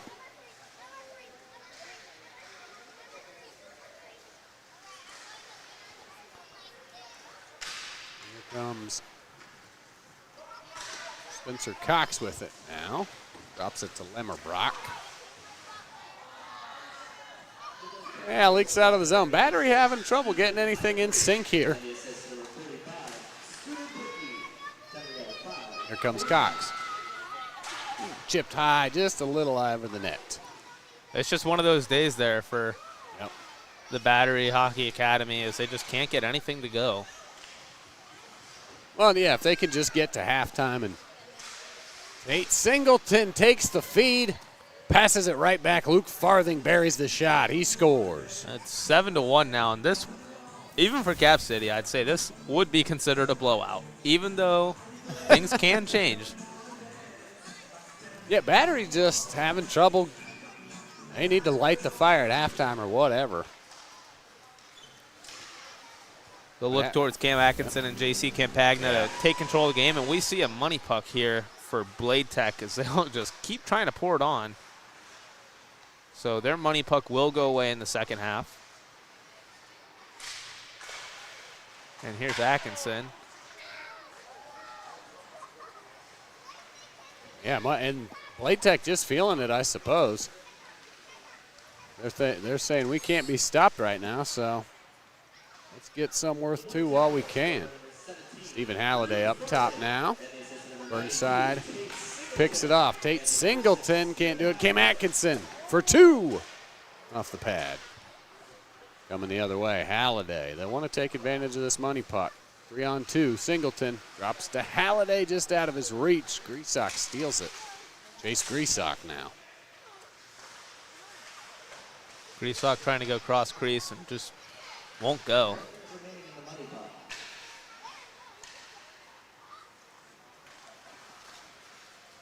Here comes Williams. He shoots. Pad save by Alderman. Davis Burnside with the rebound and quickly the other way up ahead to Grisak. To Atkinson. Cam Atkinson. Pass back to Grisak, deflected by Singleton. Cam Atkinson, you can just see it with the body language. 7-1, he looks just a little defeated. As we still have another half to play. They still have a money puck. And there's a shot off the post. But like I said, anything can happen. But when you look at that scoreboard and you see 7-1, it can't feel great if you're Battery Hockey Academy. Here comes Grisak. Money puck still on. Battery can turn the tide against them. Grisak trying to get in there, but good work by Grant Adams.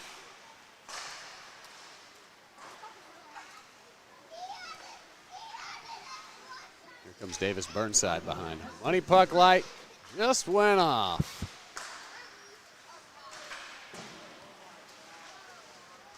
Back to one goal. Nothing doing there on the money puck. Kind of an empty usage. We've got Anson Bukata coming in here. Gives the one-timer to Burnside, just a little high and wide. Puck takes a weird bouncer off the glass, and that'll work in Bladetech's favor. Tate Singleton drop pass to Bricky. Centering feed to Brandt, but Brandt gets stuffed by Alderman. 45 seconds remaining here in the first half. Got over to Lemmerbrock. Connor Lemmerbrock with some moves. Shoots, he scores. Finally, Lemmerbrock might wake up Battery heading into the halftime. Battery, this is exactly what they need here. Just a dangle between the legs, fakes between the legs, and just lifts it up over to the blocker of Adams. And that can't script it any better for Battery other than being down 7-1. But that's exactly what they need. But now they'll have to fight off a 2-on-1. They got a shot attempt right off the face-off. Bladetech's going to have possession now. Grant quick wrister. Yeah, glove save just with ease. Up ahead, Will Rydell. He shoots and scores. Another quick one for Battery Academy. If they're going to score, now's the time. Get some momentum heading into the locker room.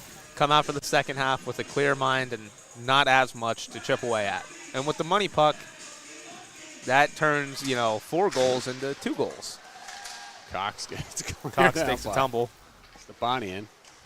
5 seconds left. See if we can get a shot off. He will. That's fought off. And we will go into the half.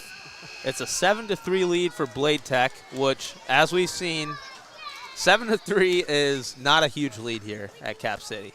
So they'll have to continue, and we will head to break.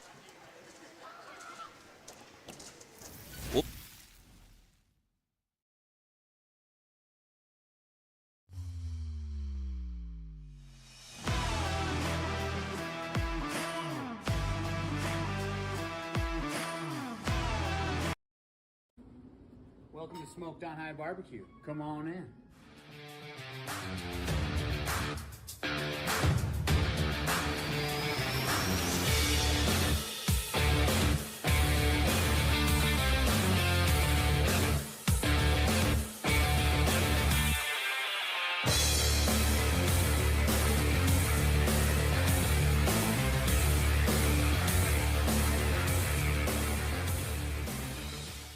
Attention all caregivers. Sign up now to receive your free tickets to the 5th annual Caring for the Caregiver Expo, Saturday, November 2nd from 9 a.m. to 2 p.m. at the Boathouse, 679 West Spring Street. Presented by Franklin County's Office on Aging, the 5th annual Caring for the Caregiver Expo is a free event for caregivers with services that include massages, reflexology, manicures, yoga, aerobics and line dancing, free lunch and learn, exhibitors, vendors, prizes, and so much more. Go to caringforthecaregiverexpo.com to register. Pampering services are first come, first served. Lunch provided while supplies last. This is a Spencer for Hire Media 18 and over event. I'm Justin Cohn. I'll be the Thunderbirds College Prep head coach.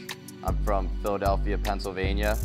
I played in Philadelphia for the Junior Flyers my whole youth career, and then I moved on to the EHL with the Philadelphia Junior Flyers. Then from there, I went to the Buffalo Regals, where I played with Dave. Played in the NCDC for the Rochester Monarchs and the Utica Junior Comets. And then I finished off in New Jersey with the Titans. And then from there, I made a Division III commitment to Alvernia University. I went there for a quick stint, 1 year, and then I got a great opportunity in Albuquerque, New Mexico to be their assistant coach for their NA3HL program. It was the inaugural season, and I was also the 14U head coach out there as well. And then we just wrapped up our last season here in Decatur, where I finished up. I was the elite head coach, premier assistant, and now I'm here in Columbus. David Dew, serving as the general manager for the college prep team. Born and raised here in Columbus. Went to Olentangy Liberty High School, graduated from there. Played for that hockey team, and then went into the junior stuff. Went out and played for Seacoast College Prep. That was an independent, college prep opportunity, just similar to what we're putting together for these kids here in Columbus. So very experienced within that realm and kind of know how that works, the ins and outs. I followed that up with went over to Buffalo and the GOJHL, joined him for some good junior B hockey out in Canada, and after that made a college commitment to Bladetech College out in Pennsylvania. And then injuries happened and whatnot, and found myself in the hockey operation side of things with some scouting roles within various leagues. I did some video work with the 40-year Meteors in the GOJHL, and then was a scout with the Elmira Junior Enforcers before hopping into the director scouting role with the Ogden Mustangs within the NCDC, and settling into that role very nicely. We're a pretty successful program, and got to throw in a USHL scouting job on top of that with the Fargo Force with the USHL. Very esteemed programs, both had a lot of success this year, and very proud to attach myself to that, and then also be able to attach the program we're putting together here and filter those opportunities for our guys. Being from here, it's obviously, I'm ecstatic about it. We were sniffing, our ownership group was sniffing around a couple different cities and areas.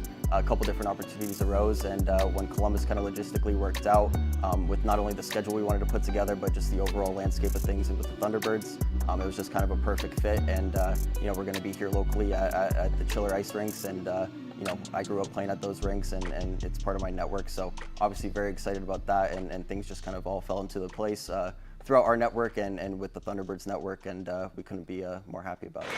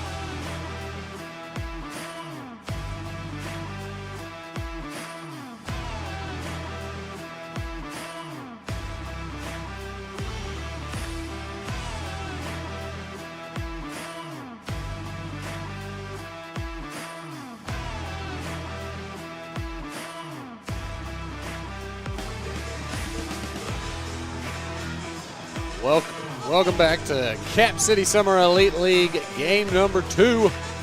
Battery Academy taking on Bladetech. We are currently at halftime. Yes, that's right, halftime of an ice hockey game. That's how we do it here. 2 25-minute halves, running clock. Bladetech dominant so far. Battery got a couple there towards the end. But before that, it was 7-1 Red Sweaters over the boys in blue. J.C. Campagna and Davis Burnside for Battery, talking about how they can overcome this 4-goal deficit. And here's a little bit of how they got back into it. Connor Lemmerbach just doing his thing, dragging through some folks. Nets that one, and then here it is. This one's with about 30 seconds left, I think. That's Will Rydell. You can see the stick bend, some heat on it. Will Rydell's got some skills. You all know that. The Calgary Wranglers, we've been talking about them in the AHL. And there's Tate Singleton. Singleton with a pair and Heideprem with a pair for the Red Sweaters. Stepani and Halliday and Farthing the other ones respectively. So 7-3. Chase Griesach has the other one for Battery. So Griesach, Lemmerbach, and Rydell are your goal scorers there. Draw, Campagna and Halliday. Campagna wins it. Griesach over to Burnside. Will Rydell with that wrister again off the helmet. Grant Adams just hit him right in the dome. Makes the save. Stephen Halliday putting his skating on display again. Singleton tries to snatch it, but Will Rydell coming the other way. Chase Griesach, Campagna to his left. Rydell tried to tip that one in. Clears out of the way. Scooter Bricky trying to track it down. And once again, the winner of this game advances to the championship against Highbank. Jack Brandt just throws that one way high over the net. Bricky to Halliday. Halliday shoots and scores. Familiar territory for Stephen Halliday as he nets his second of the day.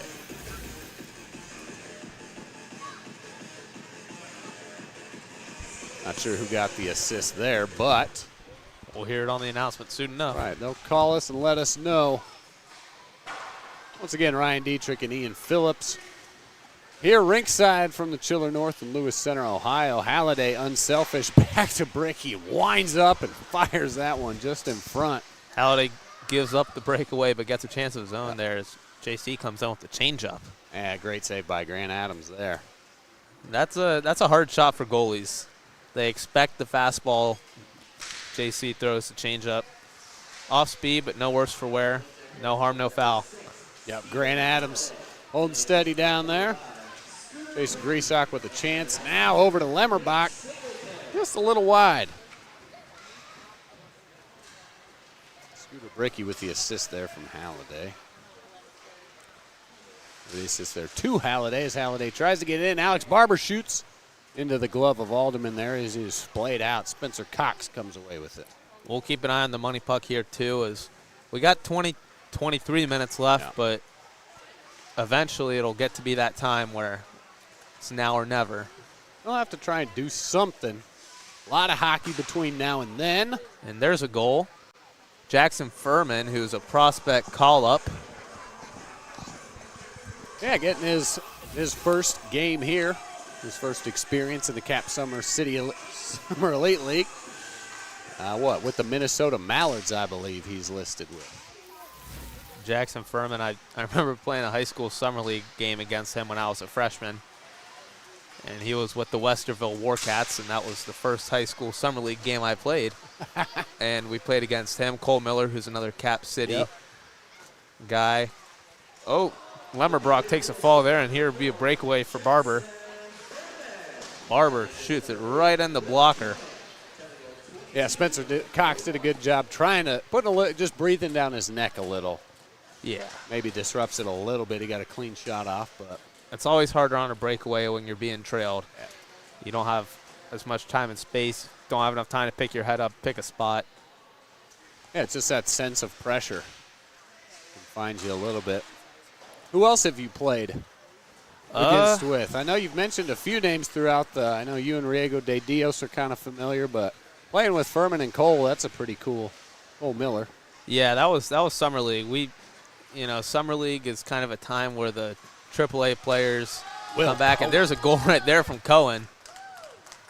As I was saying, the AAA players come back, play with their high schools for the summer, and it's always kind of cool for the high school guys to play against the AAA guys. When I was with Thunderbirds, played against a couple of guys that went to the North American Hockey League. Yeah, I didn't know that. That would provide some great experience. Yeah. At the high school, and especially for any high school around here in the Columbus area. I mean, so many of these prospects are graduates from all these different high schools. So whether you're at everybody knows each other in the hockey world, so everybody kind of gets a chance to play. And even the adult league drop-ins, you go to a drop-in in Columbus, you never know who you're going to get. I remember first time I met Io Idenier was at a drop-in, and he just went and totally beat up against me and a bunch of other guys. I think that was at a 14 to 18 drop-in too, so that was a while ago. But Cam Atkinson gets a rare chance at a one-on there.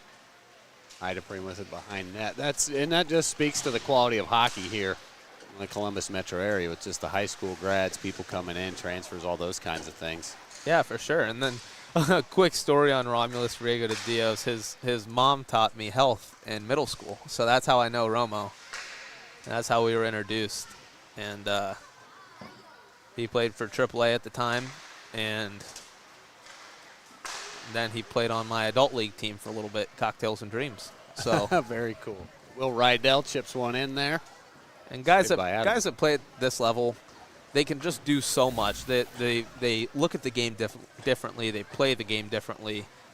And it's just pretty eye-opening when you look at guys at the D1 level. There's a look at the save from Grant Adams there. Takes it into the belly and just kind of gloves it up. He'll have to do it again here as he faces a rush. Scooter Bricky doing a good job on defense. J.C. Campagna off the back of the stick. Score remains 8-4. Battery hanging around. It's going to be harder to put them to sleep. Absolutely. They won't let him get too far out ahead here. J.C. Campagna corrals it, gets a shot on. Good save by Adams. What a move by J.C. to reach out and corral that puck. Get a quick shot off. Singleton loses it there. Regains his footing, trying to find a teammate. Bricky up top. Halliday right back to Bricky. Stephen Halliday, far corner. Singleton, Bricky, one-timer, just wide. Puck scoots down the ice. Grant Adams going to grab it. That'll give the guys a chance to little line change here. Fresh legs as we get Grisak on the ice. Mitchell Neidl back out there, and then Anson Bukata for Battery. Bricky makes the steal. Halliday drops it to Bricky, but we're going to get an offside as Jack Brandt was in the zone as Bricky got the touch. Bricky sharing a few words there with the Battery bench. Again, these guys all know each other. Bunch of familiar faces. They do know each other, but in games like this, it does get competitive. Guys start chirping. And even if it's still friendly, they're still playing for something. Yeah, if we're not wearing the same sweater, man, you're the enemy. Yeah, that's just how hockey is. Competitive athletes, And that's the cool thing about this Summer Elite League. If you've been following the last few weeks, that these guys do bounce around from team to team if somebody needs a pickup or here or there. The core kind of remains the same, but you'll see some of these guys on different teams throughout the season. Yeah, you do. And you see some guys that never change teams. And here we have a breakaway. Jace Grisak, outstretched. Adams makes the save. And quickly the other way, Singleton. Halliday. Bricky backed over to Brandt. Just wide. You see some guys like Atkinson last week wore the Bladetech sweater, and that was just something to see. Halliday loses an edge there. Halliday looking for a penalty. Yeah. None forthcoming. That was good defense by Neidl. Ricky gets a shot. He might have been looking for Brandt there, but it's the pad of Alderman. But Bladetech still maintains possession. As they're putting the pressure on Battery.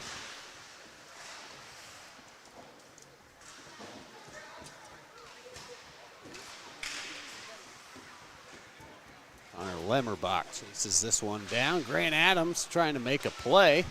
Grant Adams dangles his way around Lemmerbach there. It's a little risky.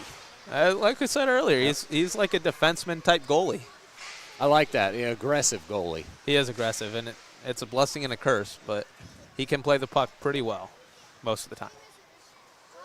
That's and it, the more experience he gets, the better his judgment gets on when to kind of make those stabs or attempts at plays. And here we go. This is Jack Bortle with it. Stolen by Will Rydell. Rydell and Cox. Spencer Cox in the far corner. He's got Luke Farthing poking at him. Top here's Furman again. Connor Lemmerbach, far boards, kicks it to himself. Looking for a teammate. He's just going to throw it at the net. And Bladetech's going to get the rebound. Back to Rydell.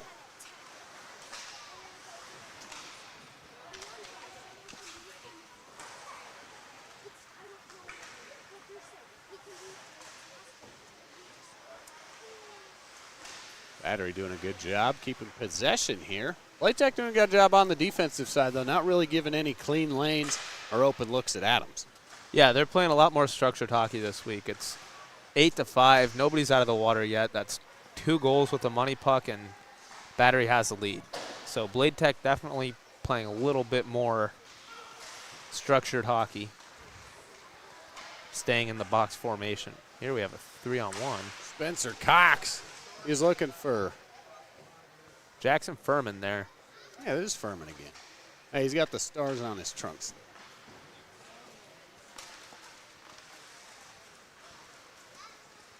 All right, coming the other way, Luke Farthing.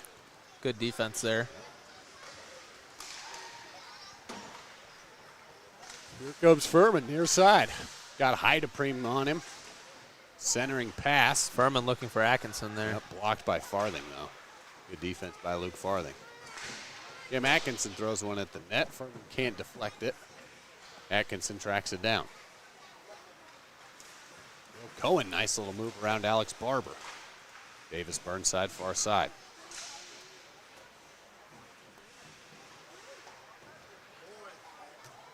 Will Cohen, Mitch Neidl.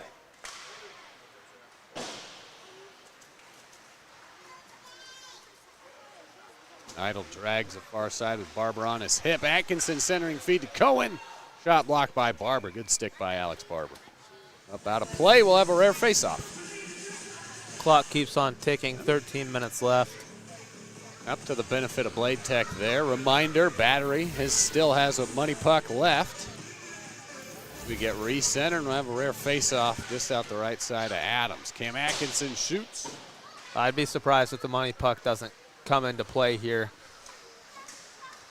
At some point, yeah, it's going to dictate, the next few minutes will dictate when Battery elects to go for that. If they can crunch it down or extend a little bit, but kind of a stalemate here the last minute or two. Burnside tries to break the stalemate, but can't find the net. Battery with possession still. Burnside again in front. Shoots. It looks like Adams got it covered up. Gets Falling stuck out in of the his pads sweater, there. yeah. But Bladetech, no worse for wear, and they'll make their way up ice and try to extend this lead. Williams holds off Burnside. Brandt in the far corner. Here comes Campagna.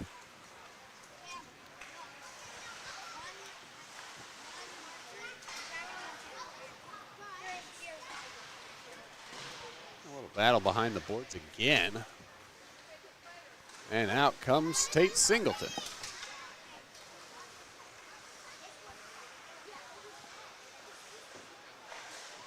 Backhand wristed.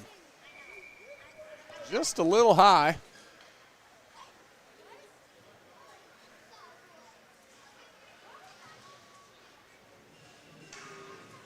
Yep, stuck up there in the net.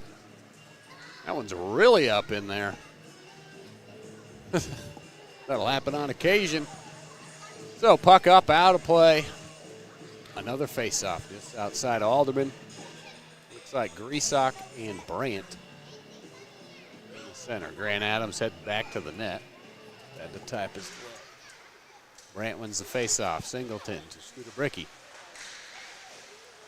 Stepanian looking for Bricky in the center. Goes a little wide. Here comes Campagna all alone. J.C. Campagna saved. Grant Adams.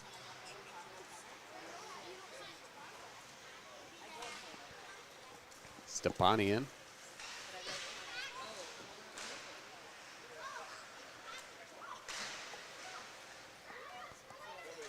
Brandt with a little high lifter trying to sneak it in above Alderman. Alderman makes the save. Here comes Anson Bukata.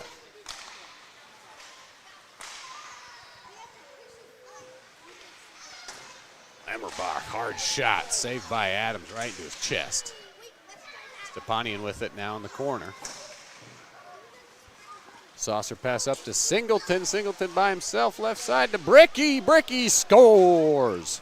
And that play is Tate Singleton getting that breakaway and waiting for Bricky. He knows where Bricky is, and he kind of uses that deception to make the defenseman Lemmerbrock think he's going in, gets it to Bricky. Bricky just slides it through the 5-hole of Alderman there, as you see.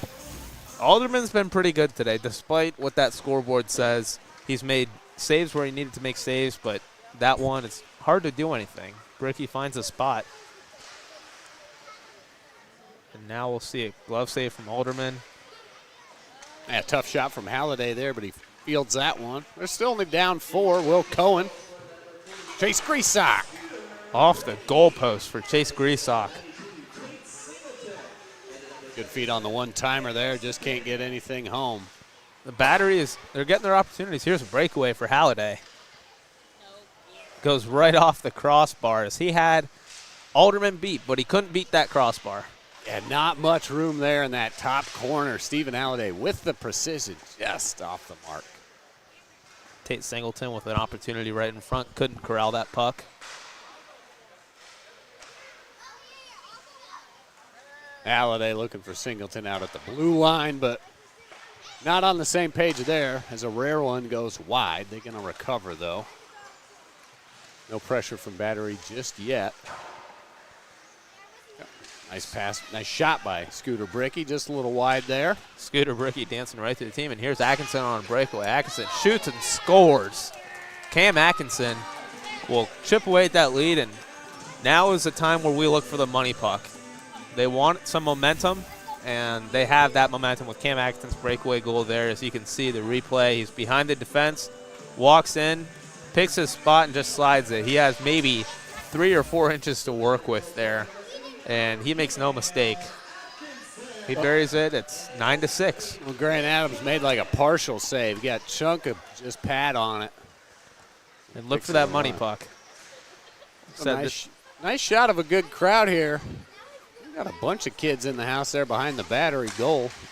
That's the a lot of those are prospects that will play in the game after.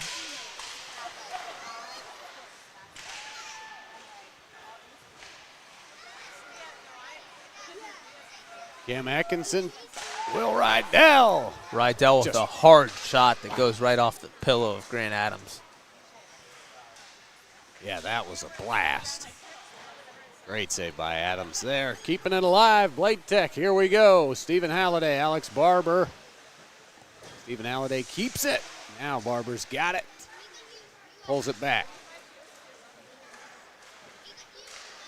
Across to Jack Bortle. Down to Halliday.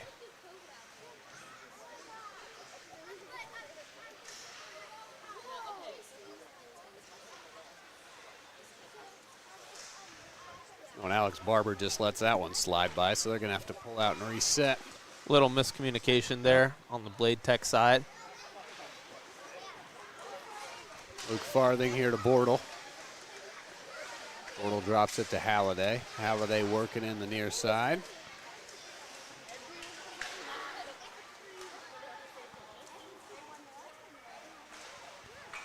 Cam Atkinson with a nonchalant, almost breakaway pass there for Cohen. Just a couple inches away. Yep. And Cohen makes something out of nothing there. And it looks like the puck is on top of the net. Somebody's stick still had it. I don't know what's going on back there. Bladetech comes away with it, though. Idapreen just out of his reach. He almost had a loner. Spinning slap shot, no good. J.C. Campagna with it now. Looks for Spencer Cox. Cox to Lemmerbach. Misses the tip. Slides in front. Bladetech regains possession. Here comes Luke Farthing. Slides by Burnside. Burnside backtracking. Farthing with it behind. Burnside with it now. Cox to his right. Davis Burnside to Cox. Spencer Cox shoots. Saved by Adams. That almost looked like it went in from here. We'll have to take a look at that. Davis Burnside over to Campagna. Lemmerbach, Campagna now. JC just off the stick there. Idapreen steals it away up to Alex Barber. Nice move by Barber. Better work by Lemmerbach. Alex Barber with it now. Right-handed wrister. No. What a goal from Alex Barber. How did Snipes that it. get by? Snipes it right over the glove of Alderman. You'll see it on your replay here in a second. Alex Barber, how about that shot?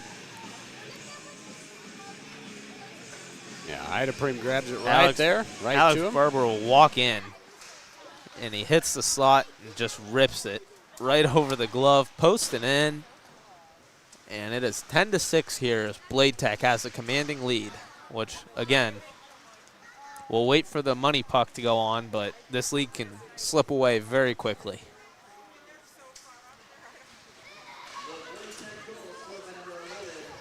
It's Alex Barber's first goal of the afternoon.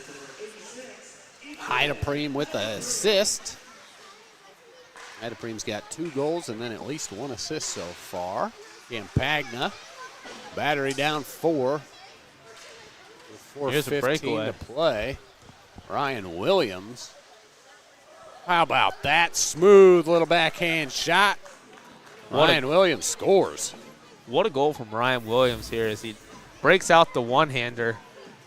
JC coughs the puck up and will come in, fake backhand, and then pull it to his backhand, one-handed, glove side.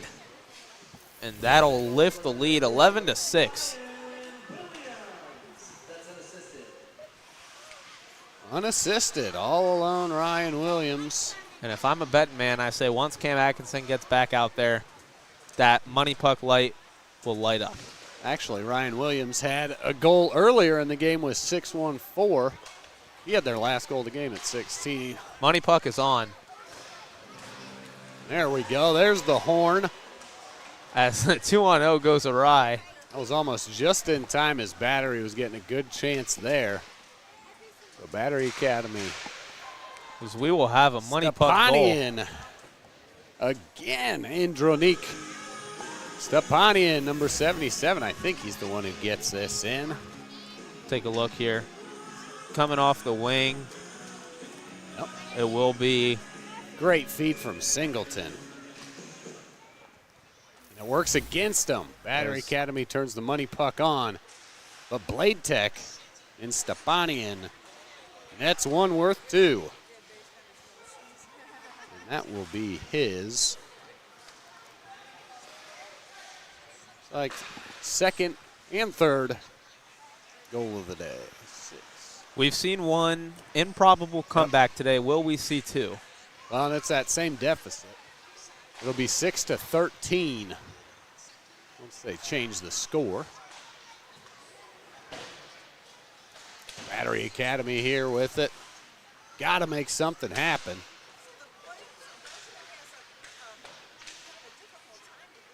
There's Jackson Furman now behind the net, trying to get it out, but Singleton kind of pokes it away.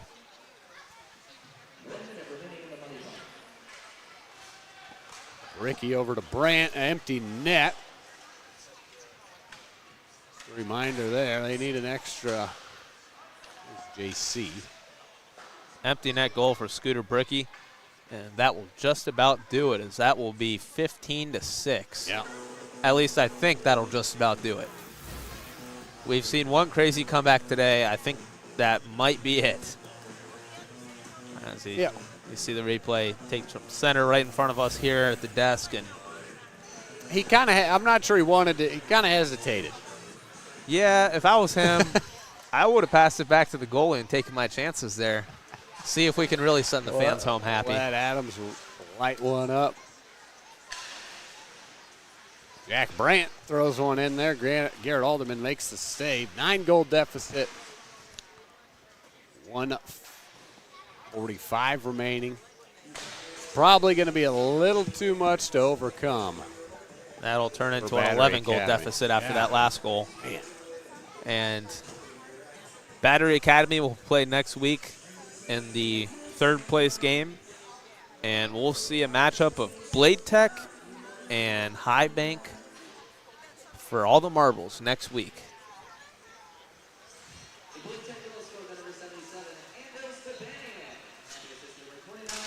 So here's JC Capagna. Stampanian with another one. Oh, wait.